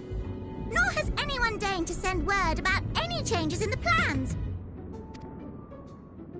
It's rude, is what it is. At least that's what I thought at first, but then folks got to wondering if you weren't in a spot of bother, so we decided to take matters into our own hands. Come down here and help, if our help be needed. So she says, but it's also something of a convenient excuse to visit Etheris. Oriange made it sound absolutely marvelous. More so before the impending doom, but still. And it's not like there will ever be a better time. What with the aforementioned doom? Marvellous, they say, yet not an ounce of pudding to be found. I must suffer Oriange's inferior works no more. Hey! Maybe consider the plight of present company before you go blathering on about pudding and doom? Ahem. As I was saying, should you require any assistance with... We were born from Hydaelyn's love for the lives of this star, so naturally we would much prefer to see them continue. Twiddling our thumbs up on the moon is hardly conducive to that, though, is it? Aye, not when you've all got such precious thoughts and feelings and hopes for the future deserving of more active preservation. Speaking to Urianger made us realize that while we've carried out our duties to the letter, we've failed to fulfill them in spirit. From there, it was just a hop, skip, and a jump towards resolving to do better. So...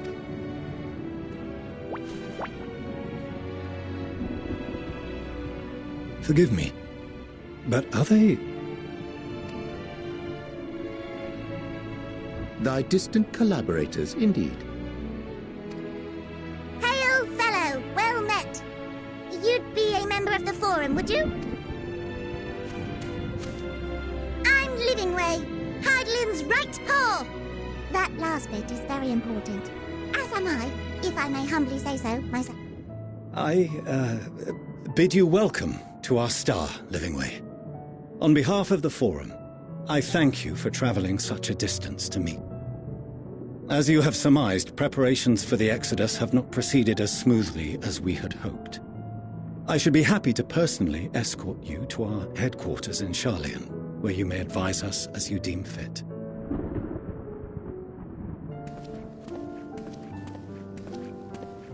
'Twas with reluctance that I set aside the great work of readying the moon for habitation. Be assured that I did so only after the Loperids made plain their earnest desire to come hither. 'Tis trite, perhaps, but...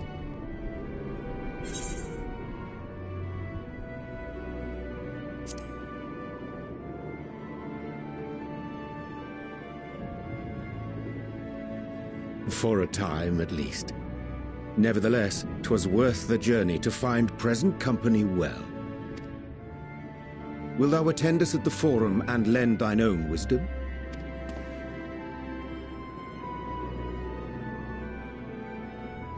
If that's all quite settled, can we start moving before Urianger catches his death? Even... Oh, I dare say you'll warm up quickly once you're aboard the airship. Sat shoulder to shoulder with our fur-covered friends.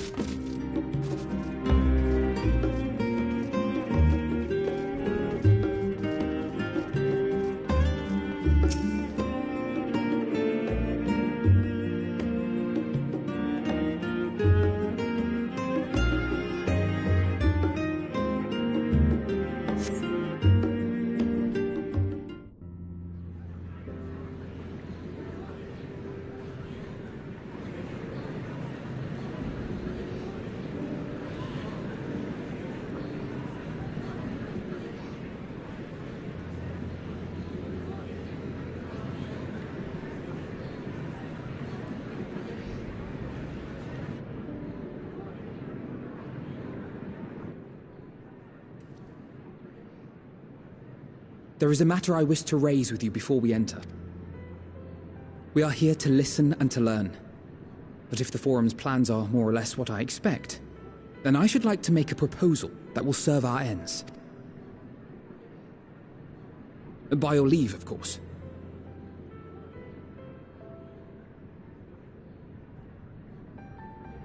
I don't see why not. Your words and wits have gotten us this far. Agreed. I will present our queries so that you may consider the most advantageous way to advance your proposal without distraction. Thank you, everyone. If I may have your attention, the ad hoc session will now commence. The purpose of today's assembly is to brief the Scions of the Seventh Dawn, at their request, on the Great Exodus. You may enter.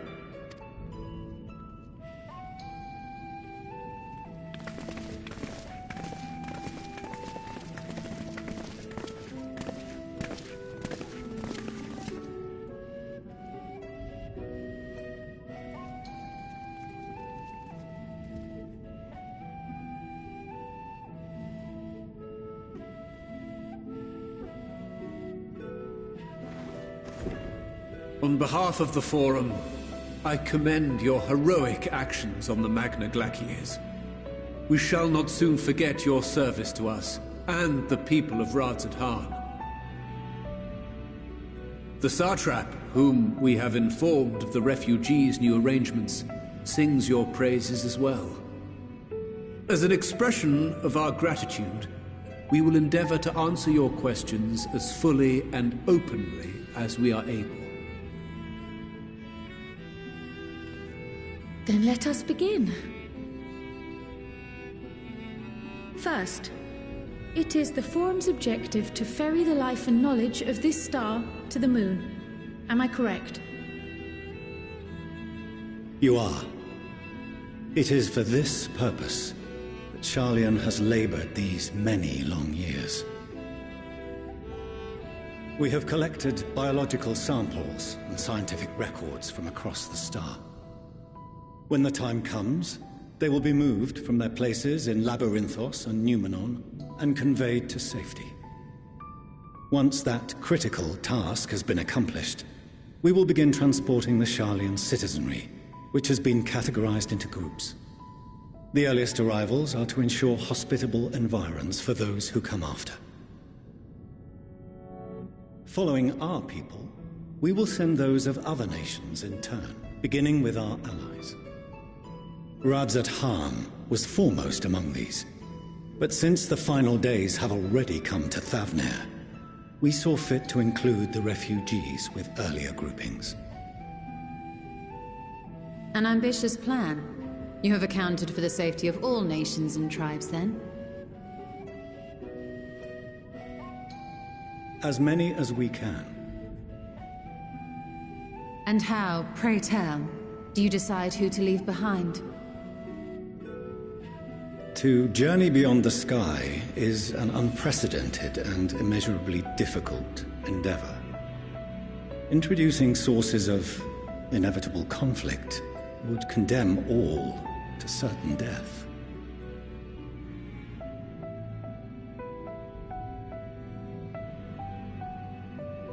Questions as to the validity of that approach aside, are your plans proceeding apace? We're under the impression that your primary means of celestial transportation is incomplete.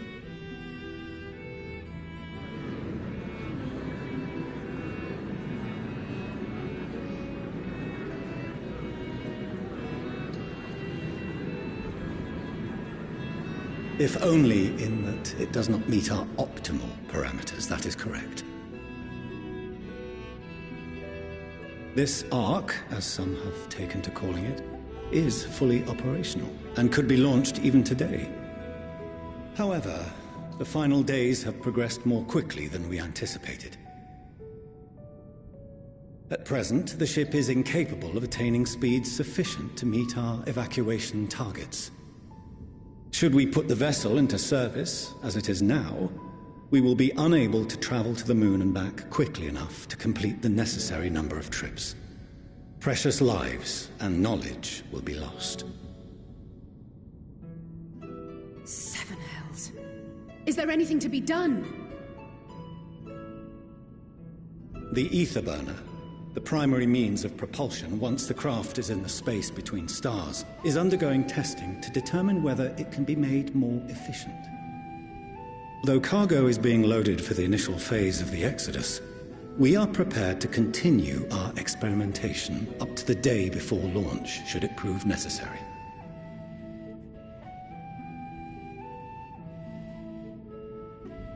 What if the Scions were to solve your problem?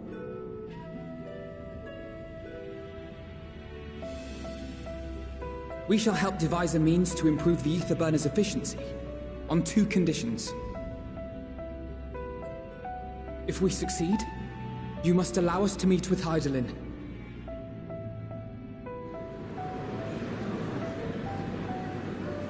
'Twas simple enough to deduce. You have a Concord, and so you would never have abandoned the anti-tower had you no other means of communication. One far more convenient, I suspect.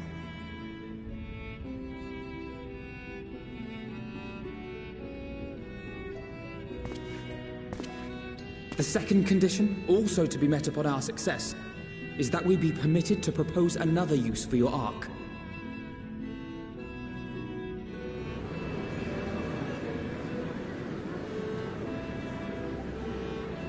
We would be at liberty to refuse this proposal. Of course. If we cannot prove its merit to the 99 here, who are we to stake on it the lives of all peoples of this star?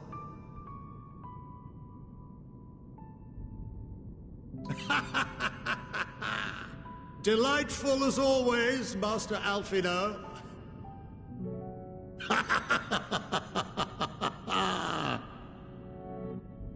Oh, we couldn't have asked for a finer plan. Allow us to solve this complex engineering problem of which we were entirely unaware until moments ago. What could possibly go wrong? The satire writes itself.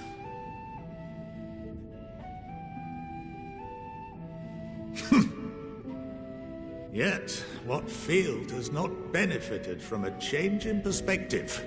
When we are at wit's end, what we need is not the same dry theories recited ad nauseam, but fresh inspiration.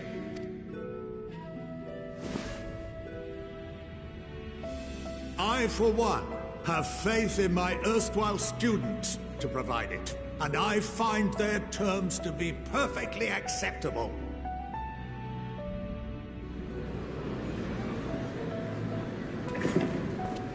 Order! Order! We have no time to waste on debate.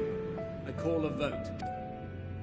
All in favor of agreeing to the Scion's terms?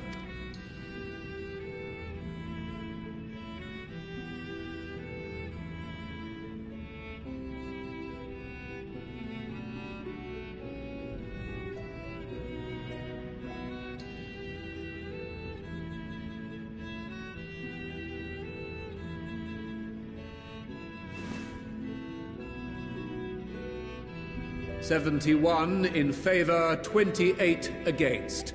The ayes have it.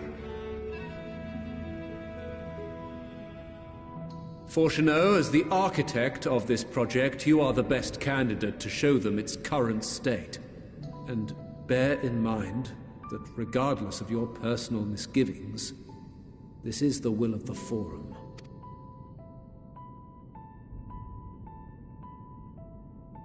Very well.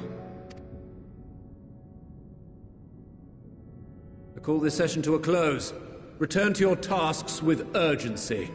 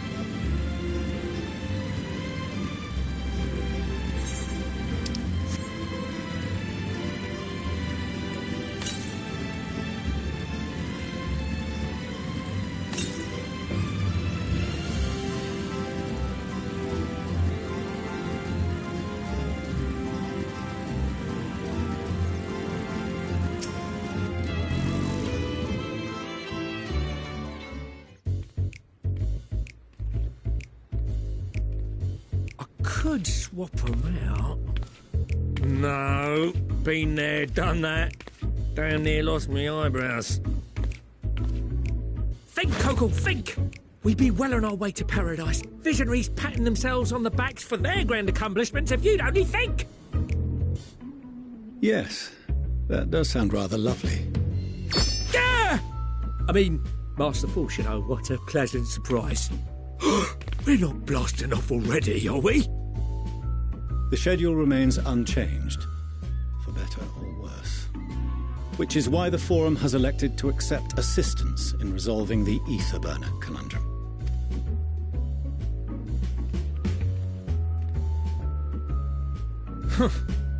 Not seen you lot down here before. There are Archons among their number, but engineering is not their expertise. Nevertheless, the Forum concedes the slim possibility that they may have insights to offer. If not, you are at liberty to return them to the surface, by whatever means you see fit. I assure you that won't be necessary. Now, about your troubles with the ether burner. Aye, aye, I'll walk you through it. Suppose I could do with a change of pace. As the name ought to tell you, the ether burner burns ether, ambient or otherwise, and transforms it into motive force. Think of it like a giant bomb that never stops exploding. Even out in that black void where the ether's right sparse, it's strong enough to move our arc. And it probably won't kill you like an actual bomb.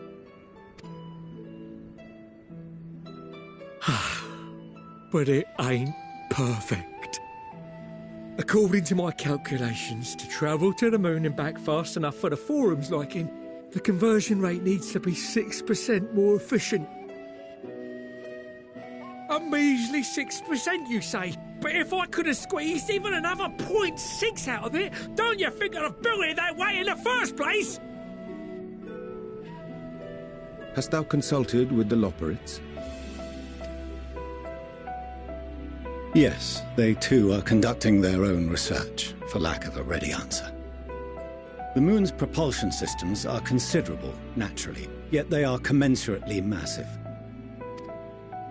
It is no easy feat to convert their technology into an efficient means of propulsion for a teeny tiny toy boat, as they say, and as I most certainly do not. Yes, exactly! Damn it all, I asked for refined adamantite and they send me uppity rabbits with inscrutable, ancient, incompatible technology! You're trying to drive me mad! Do you speak of Allegan refined adamantite, perchance? You know of it? Only in the most general terms, I'm afraid. 'Twas an alloy of Allegan make, but the secrets of its production were closely guarded. As I recall, the record stated it was vital to Dalamud's construction and launch. Aye, that's the stuff. No material more conductive far as I know. Slotting some in's like blowing up a dam and watching the river of ether come rushing through. Ain't a living soul that knows how to make it, though. We were fortunate enough to salvage some for the ether burner, just a wee bit, mind, from a chunk of Dalamud that came hurtling into the Northern Empty during the calamity. With more, well, that extra 6% efficiency would be child's play. It's a crying shame that we've no other sources. Surely the many shards of Dalamud scattered throughout Eorzea would suffice. Why not get the refined adamantite from them? Oh, we tried, believe you me. But only a few specialised pieces would have had any in them to begin with. Drive calls from Ragnarok-class internment hulks. Those are the prize bits we really need. According to the Gleaners, getting to them means delving deep into the shards. And the defences are still very operational and very eager to blow them up.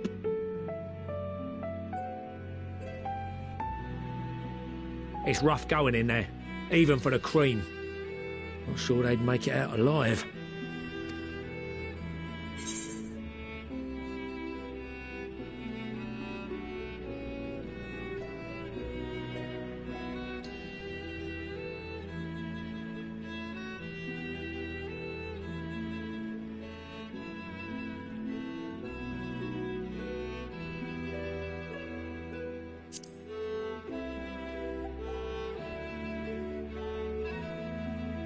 That may be for the best, though you doubtless find the task too dull for your liking.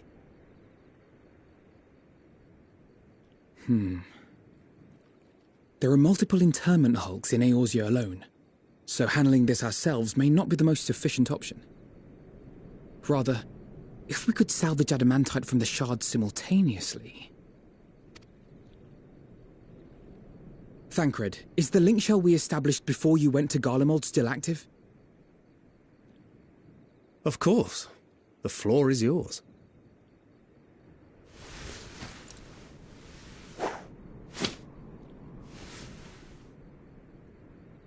What's all this? Gathering firewood, so to speak.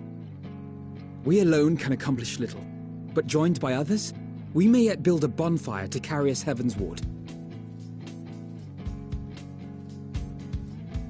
This is Alphino. The Scions have need of you.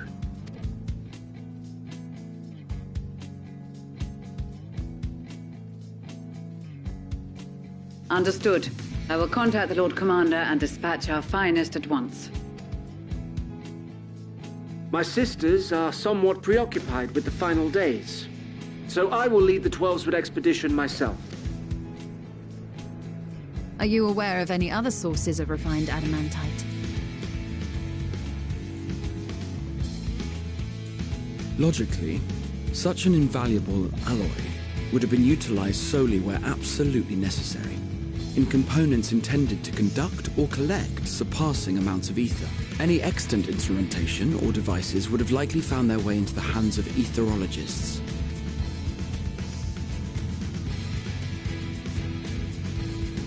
Magical artifacts of Allagan design? Are there other ways we may offer aid? No shards of the Lesser Moon scar our soil, but our stake in this cause is no less. Is there anything in Othard that might be of use to you? What did you say? Oh, you got friends in far places, lad. Any road, if you're offering, I wouldn't say no to one of those Far Eastern sacred relics. Some of them can hold enough ether to summon a whole damn primal. Combine a source like that with the ether burner, and 3, 2, 1, kaboom! I gather you heard his explosive enthusiasm. Might you secure us a suitable relic? It shall be done. I know little of machines, but I promise we will do our utmost to gather the material. I am glad for the work, in truth. Better to busy... Then why are we all still standing about yapping? There's plunder for the taking. I'll be an old Charlian before you know it. I'm certain that can be arranged. Thank you all, and do be careful. Just like that. Aye, just like that. Our refined adamantite is on its way. Now let us consider our next steps, shall we? There's yet much to be done.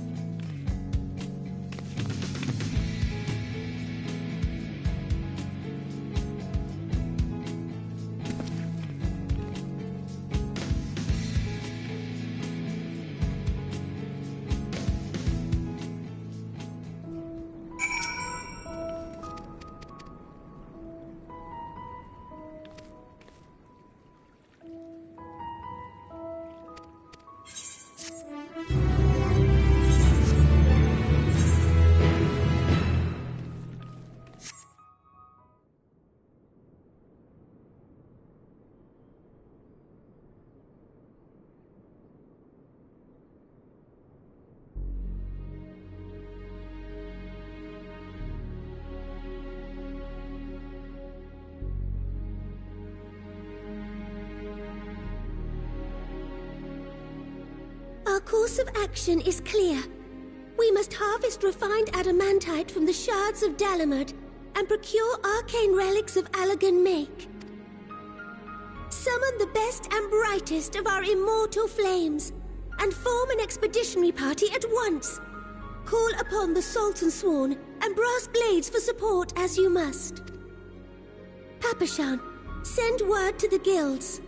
We will require the expertise of master artisans if we are to have any hope of identifying and recovering these elusive materials. Viergeist, we have need of your stone torches.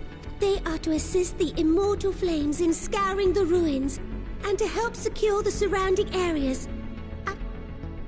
As commander of the stone torches, my son Zimberk will personally see it done.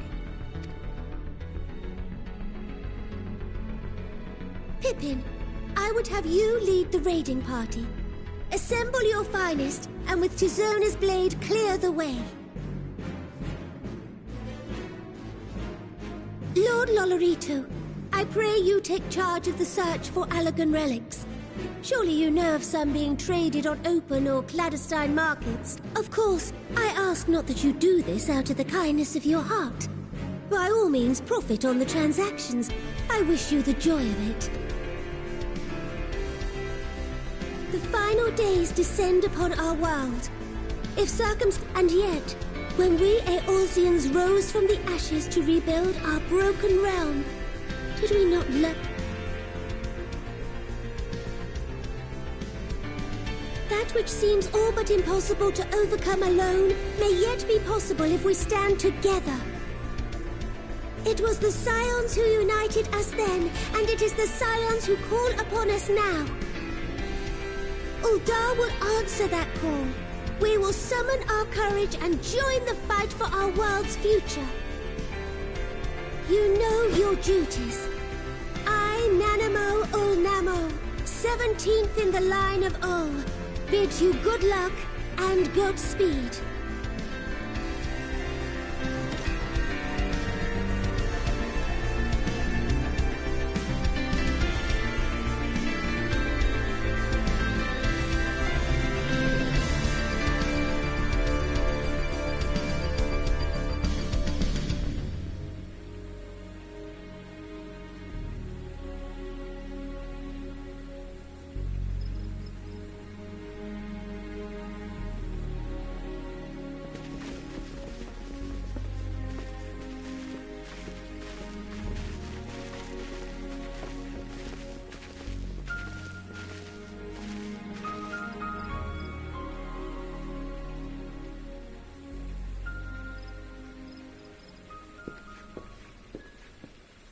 We've fielded a goodly number, but our ranks are heavy with healers, and an abundance of restorative magics will be of little help in destroying Dalamud's defenses.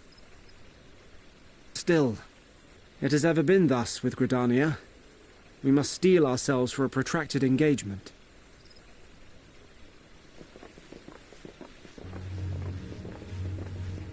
In that case, might I suggest taking us along?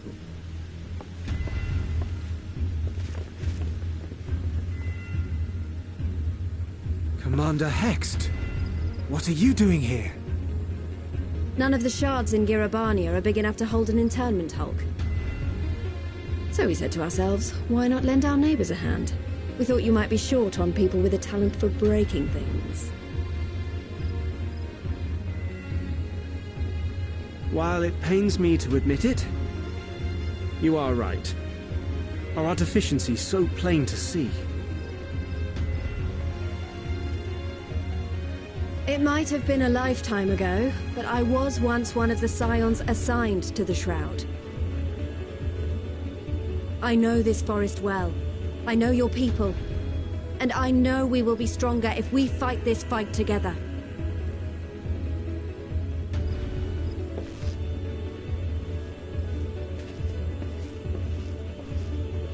Then I will impose upon you with a clear conscience. Come. Let us speak of how to integrate our forces.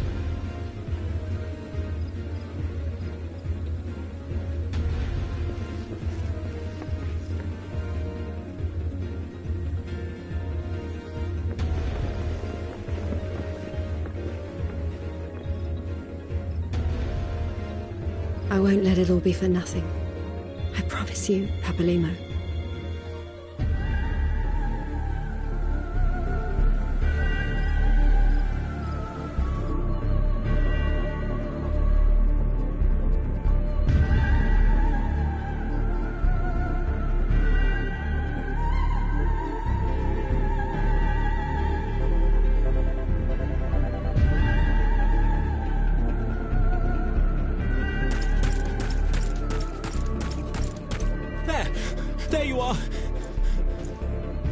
We've no time to waste, brother. Everyone has already... Ah.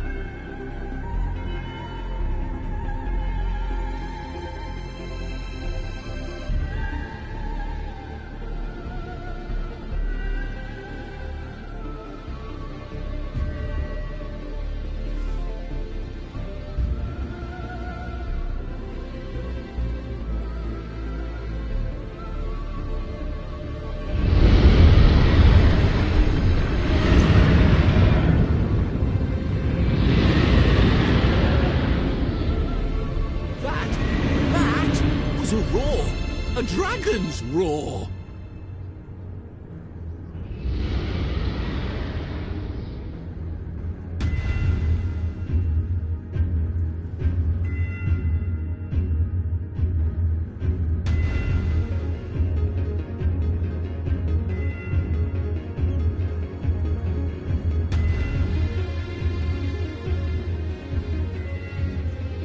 And so, in summation, the Eastern Alliance, as well as the Honourable Lord Lolorito himself, reached out to me for assistance in procuring these treasures of the divine, and I, in turn, do beseech the Confederacy for aid.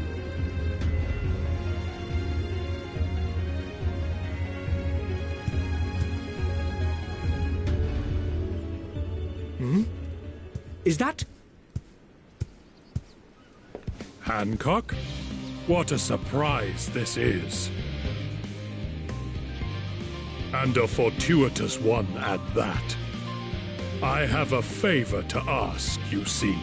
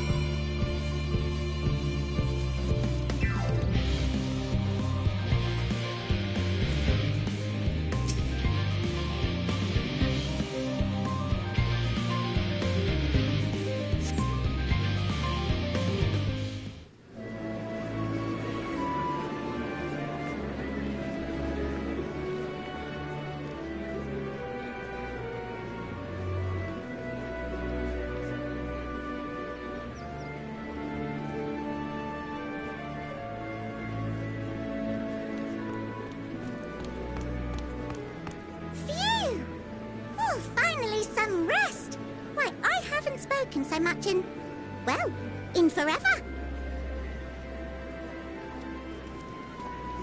Lively, isn't it? The town is abuzz. Everyone eager to meet with our friends from the moon.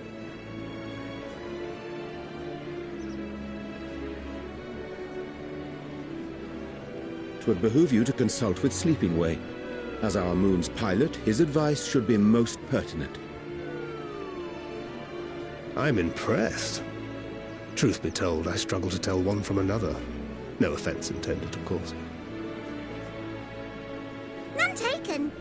After you and your friends left Mare Elementorum, we spent no small amount of time with your Urianger. Oh, the conversations we had. He told us all about Atheris, answered our every question, no matter how trifling or trivial. Look! Every page filled to the margins with knowledge. When I first arrived, I was struck by how little I knew. It was daunting. But then I realized that, were it not for Urianger and his teachings, we'd still be stuck on the moon, gazing at your world and wondering what we've been missing.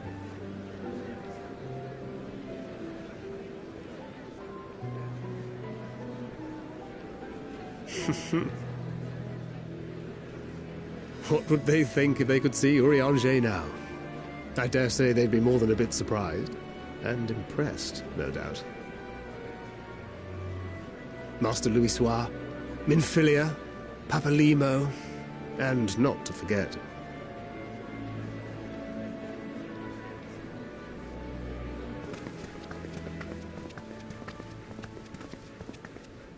Oh there.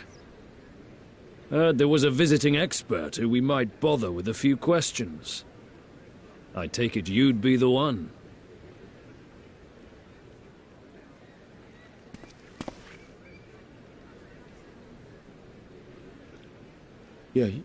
Yes, I am.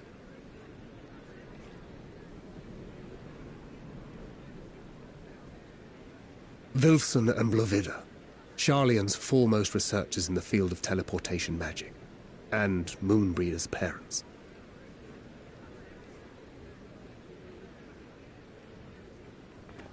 It hath been some time. 'Tis good to see you in good health. Likewise, old friend. Blovida and I were most honored to answer the call. Never expected this reunion, though, did we, dear?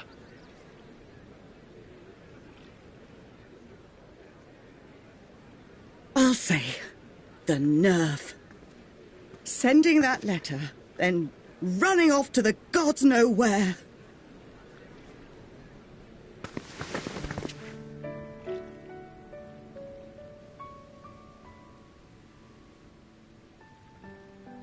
Do you have any idea how worried we were? I'm sorry. 'Twas remiss of me not to deliver the news in person. No, more than that. 'Twas I who... Our daughter was disillusioned after Master Louisoix left her, but she made her... Don't blame yourself for her death.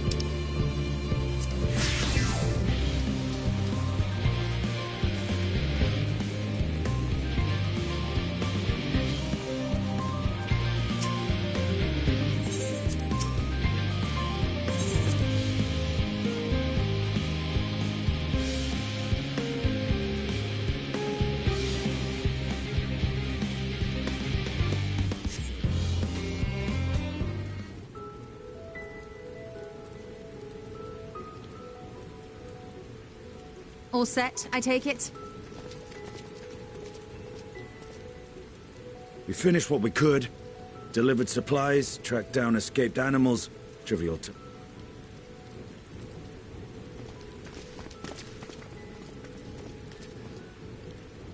That's enough, don't you think? If there was anything more important still undone, that would be a problem in itself. The vessel is essentially ready for departure. All that remains is to load the final batch of supplies and see everyone on board. Once we've readied the ether burner, that is. Ah, had a feeling we might find you all here. Our consultations with the Loperites, too, have run their course. Pleased I am to say that our researchers' concerns have for the most part been allayed, though some insist on making adjustments to the very end. For their part, Livingway and her peers have graciously offered to stay and keep the people company. All that remains is to wait for the refined adamantite. Alphino, are you there? It's me. Your special delivery has arrived. Round up everyone and come to the harbour at once. Speak of the devil. Let us go at once.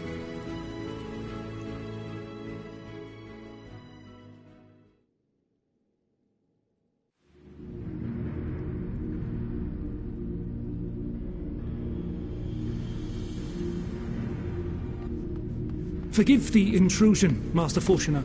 I bring urgent news. A great commotion has broken out in Scholar's Harbour. Your presence is requested, with all speed.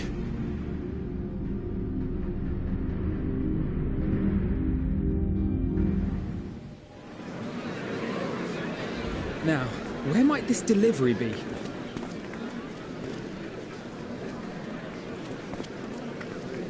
Oh.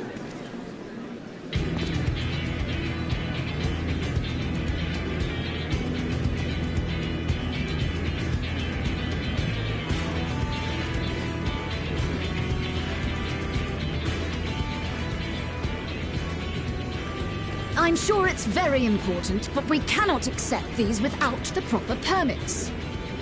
By the 12! Surely, these can't all be...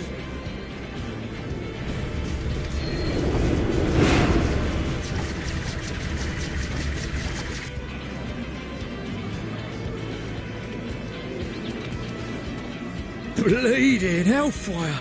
They're bringing them by...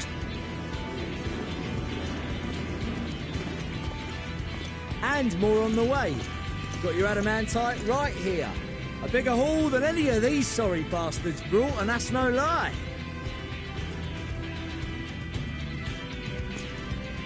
Yes, because you were charged with seeing the shipments from Gridania and Uldar here, along with your own. Give credit where credit is due. Sounds like the sorry whinging of a sore loser. An hypocrite to boot. Ain't no way a scrawny whelp like you took a dozen steps inside a Dalamud shard. I'll have you know I went all the way to the entrance. Furthermore, 'twas my contacts that enabled us to enlist the cooperation of the Sky Pirates. Left you outside so you wouldn't get anyone killed, did they? Well then, credit where credit's due. You did a right fine job sitting on your up. Take that back. Make me. I will not stoop to your level.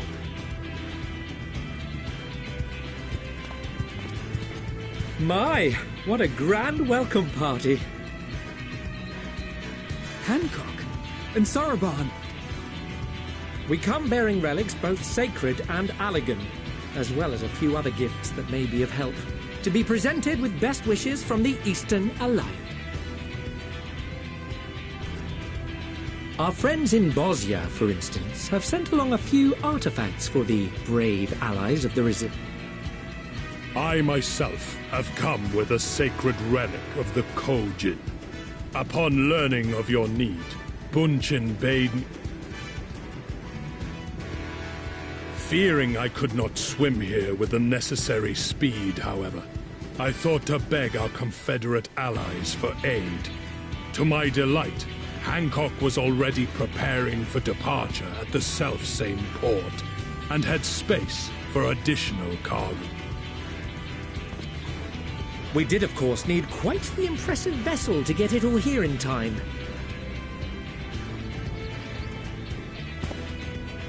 Fortunately, our majestic associates have been more than helpful. 'Tis an honor to join the Warrior of Light on a...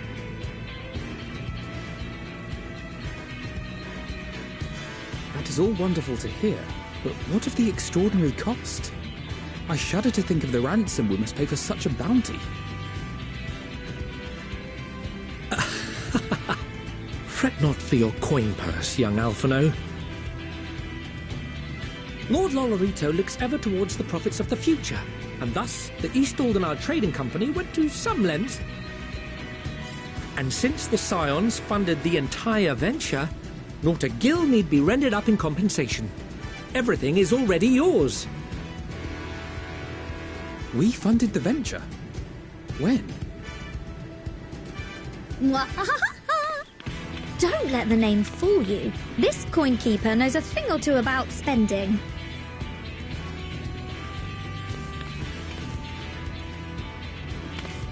When it comes to capital investiture, a sprinkling of gil here and there will not do.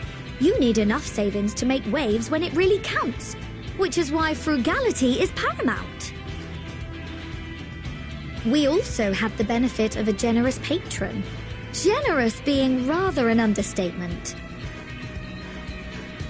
She has supported us from the shadows since the very founding of the Scions. We even had coffers to fill. Mother! Amelians. I remain, of course, an entirely neutral party. We can hardly take them with us on your teeny-tiny toy boat, now can we? And would be a shame to leave all that hard-earned...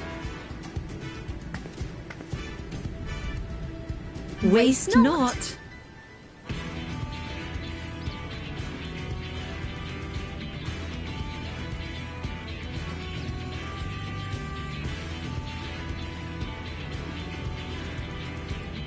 However did you manage so much in so short a time, though? We expected word to reach only a fraction of our allies. Did I not tell you I have my ways? Erenville, you were involved too. I received a letter from Cryle after we parted ways in Labyrinthos. She explained what the Scions were trying to accomplish, and why you might soon require the services of the Gleaners, spread across the world as we are. I pray you do not interpret this as a betrayal of Charlotte. I accept that the Forum's aim in pushing us to our limits was to preserve what knowledge we have, and I bear you no ill will for it. Yet, in collecting that knowledge, what I came to appreciate most about our star is that there remains so much we do not. That is why I chose...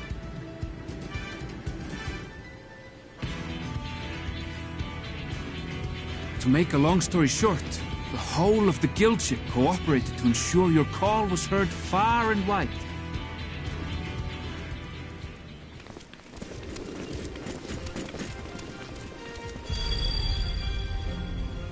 What's this about a ship that can fly to the moon? And why didn't you mention it sooner?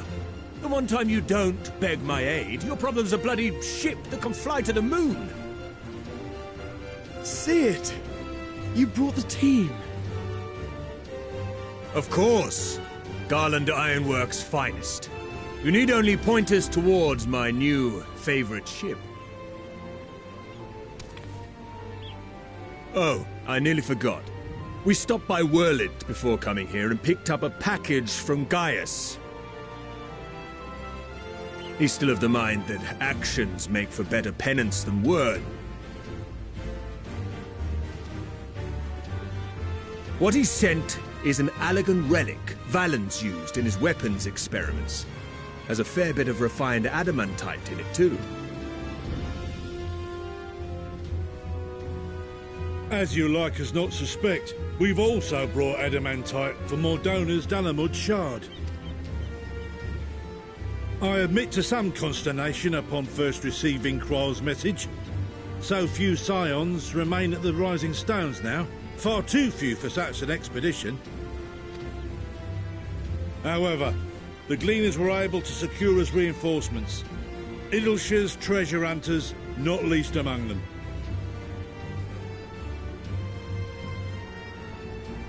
Fascinating as all this is, I fail to see how it explains your presence here.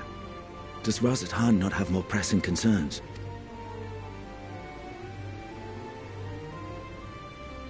We do.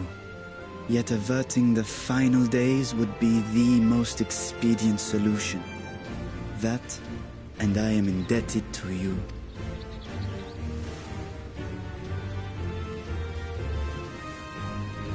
Though they chose to take their leave of Thavner, those you saved in Galimund remain my people. My gratitude is beyond words. 'Tis appropriate that I aid you in kind. If in the doing we bring salvation to others of this star, so much. You will recall that I spoke of my father, Midgard Summer, and his journey across the as he traveled betwixt the stars, his resplendent scales drank of the ether in those nigh empty surrounds, and imparted to him the strength to persevere. Thinking they might further your cause, I called out to my kin for consent. Ajdaya's answer was silence, as ever. Tiamat, my sire, too, stirred from his slumber long enough to speak and say, "Very well." Thus have I brought you his own worm scales. Fit them. You'd be hard-pressed to find someone else so familiar with the unique properties of dragon scales. So I invited myself along.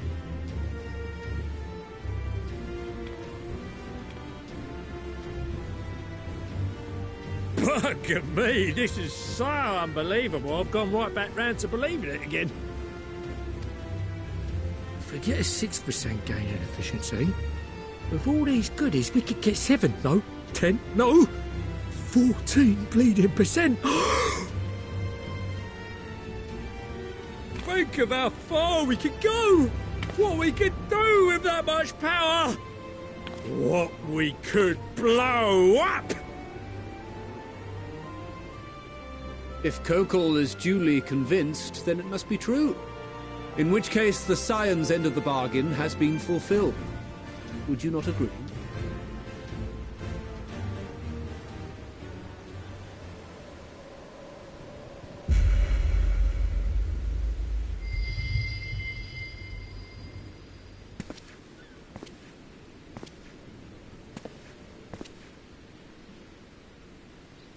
Yes, Father?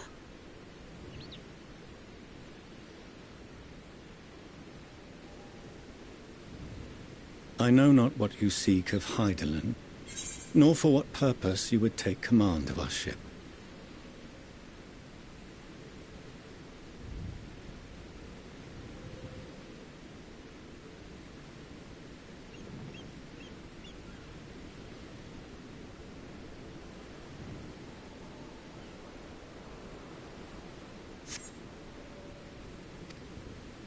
Yet this much is certain.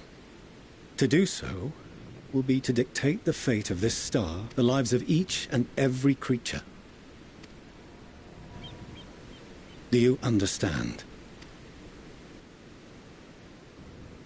We have seen and we have felt how much each life shapes this world. And so we are determined to abandon none.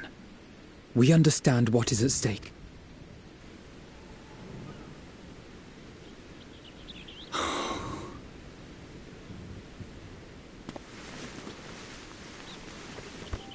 Then I will bear it with you. I beg you, share your struggles with me. As family.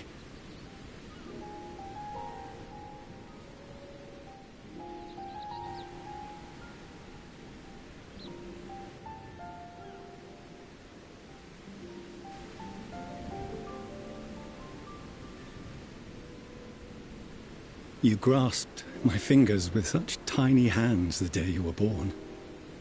I thought my heart might burst. 'Twas love and happiness beyond expression. Overwhelming. And a conviction so powerful that I trembled with something close to rage. I had heard the final days foretold. I swore to myself then and there that I would not let them steal your futures.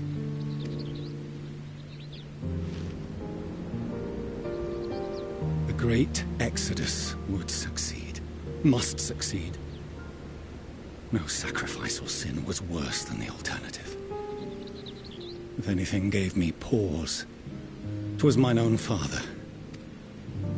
The Archon Louisoix openly decried Charlian's policies, a perspective which I regarded with increasing disdain as I grew older. Yet even as part of me thought him a fool, perhaps I also hoped that he, of all people, would devise a brilliant means to save my children.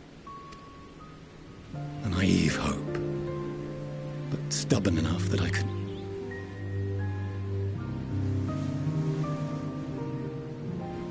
No, that was his doing, when he perished at Carteneau, as we pulled that twisted slab of Dalamud from the sea.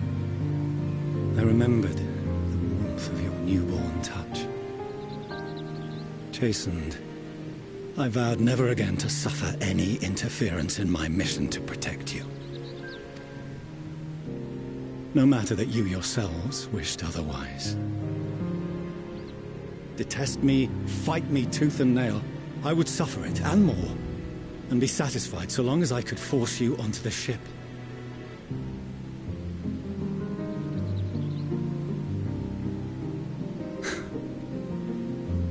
I was wrong. You too have grown so much.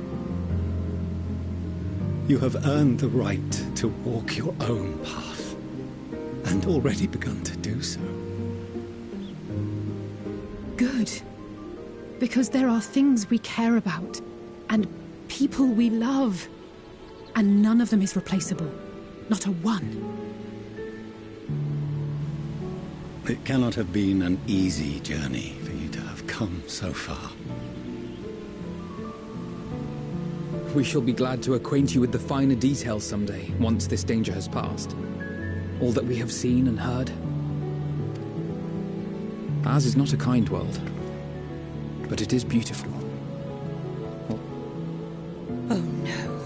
Are you quite sure that's wise? After all, someone turns pale and flees the room when he sees... Whatever will happen if he learns what you were really up to? Amelians.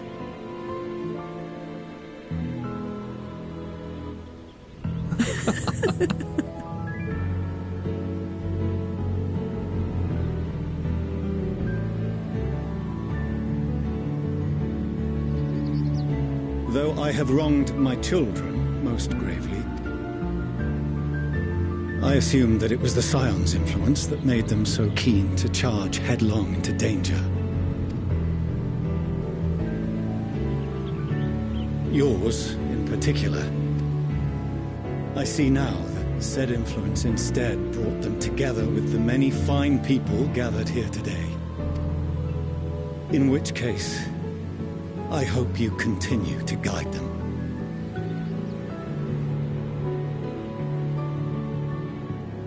If we've finished loitering about the harbor, might I suggest we put our plans into motion? People are beginning... Perhaps you can spare a few words ere they resume the tedious luck...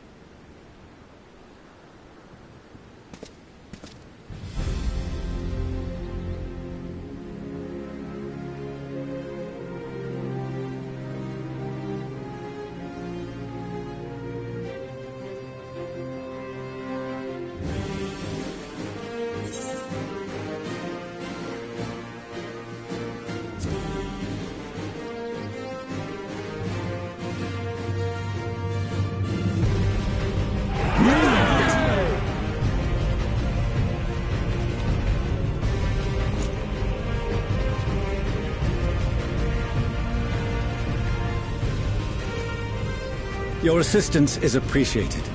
Now, in an orderly fashion, if you please.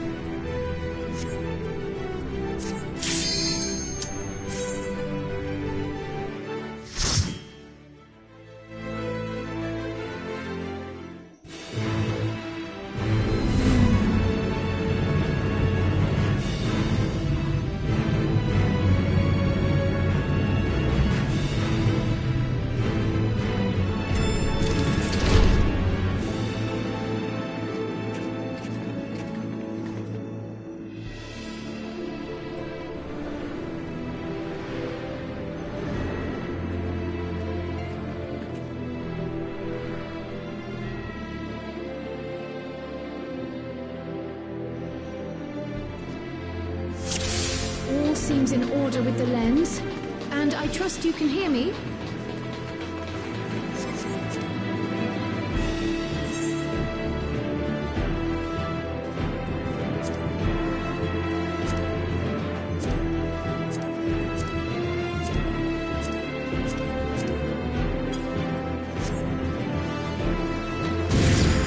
Those things are pure malcontent. The residue of lives unfulfilled.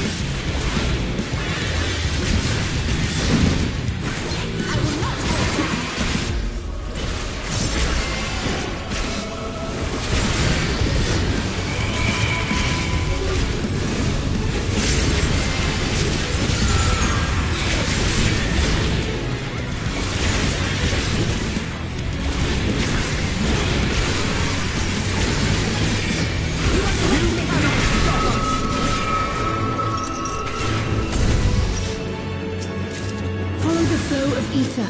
It will guide you.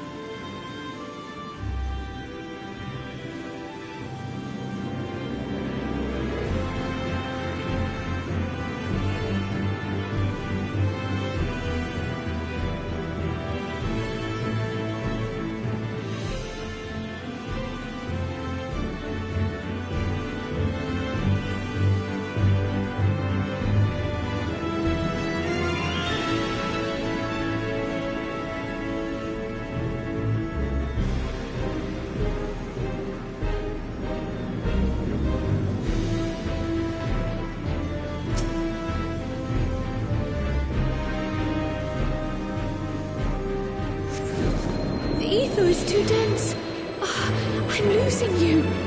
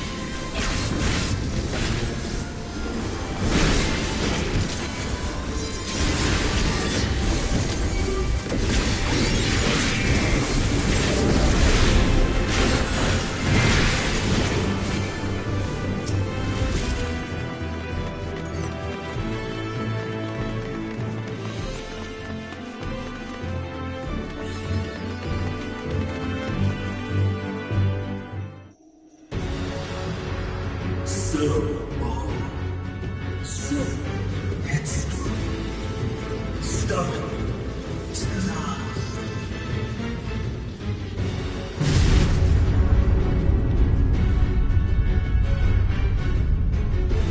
But this is as far as you go. Oblivion beckons!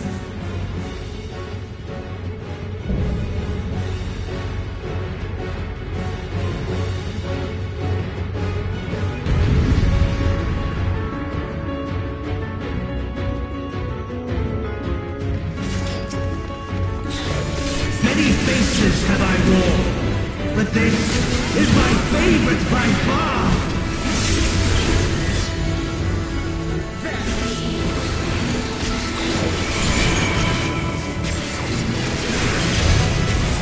You will persist in this folly no longer!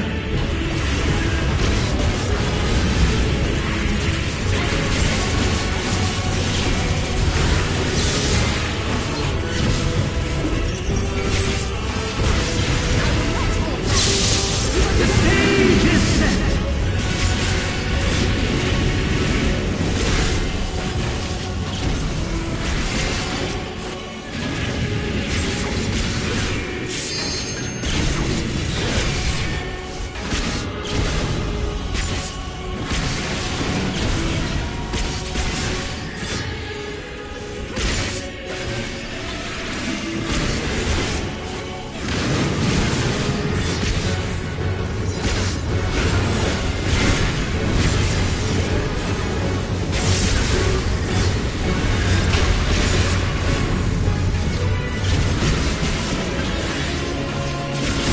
Let the curtains rise for the main attraction!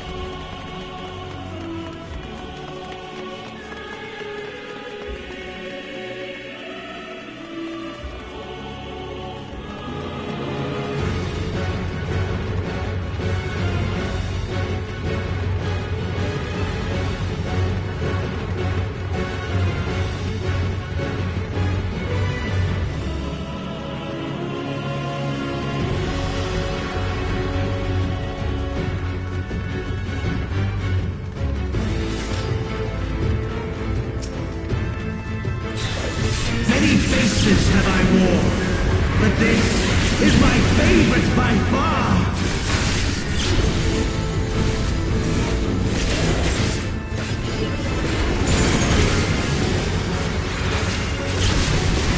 You will persist in this folly no longer!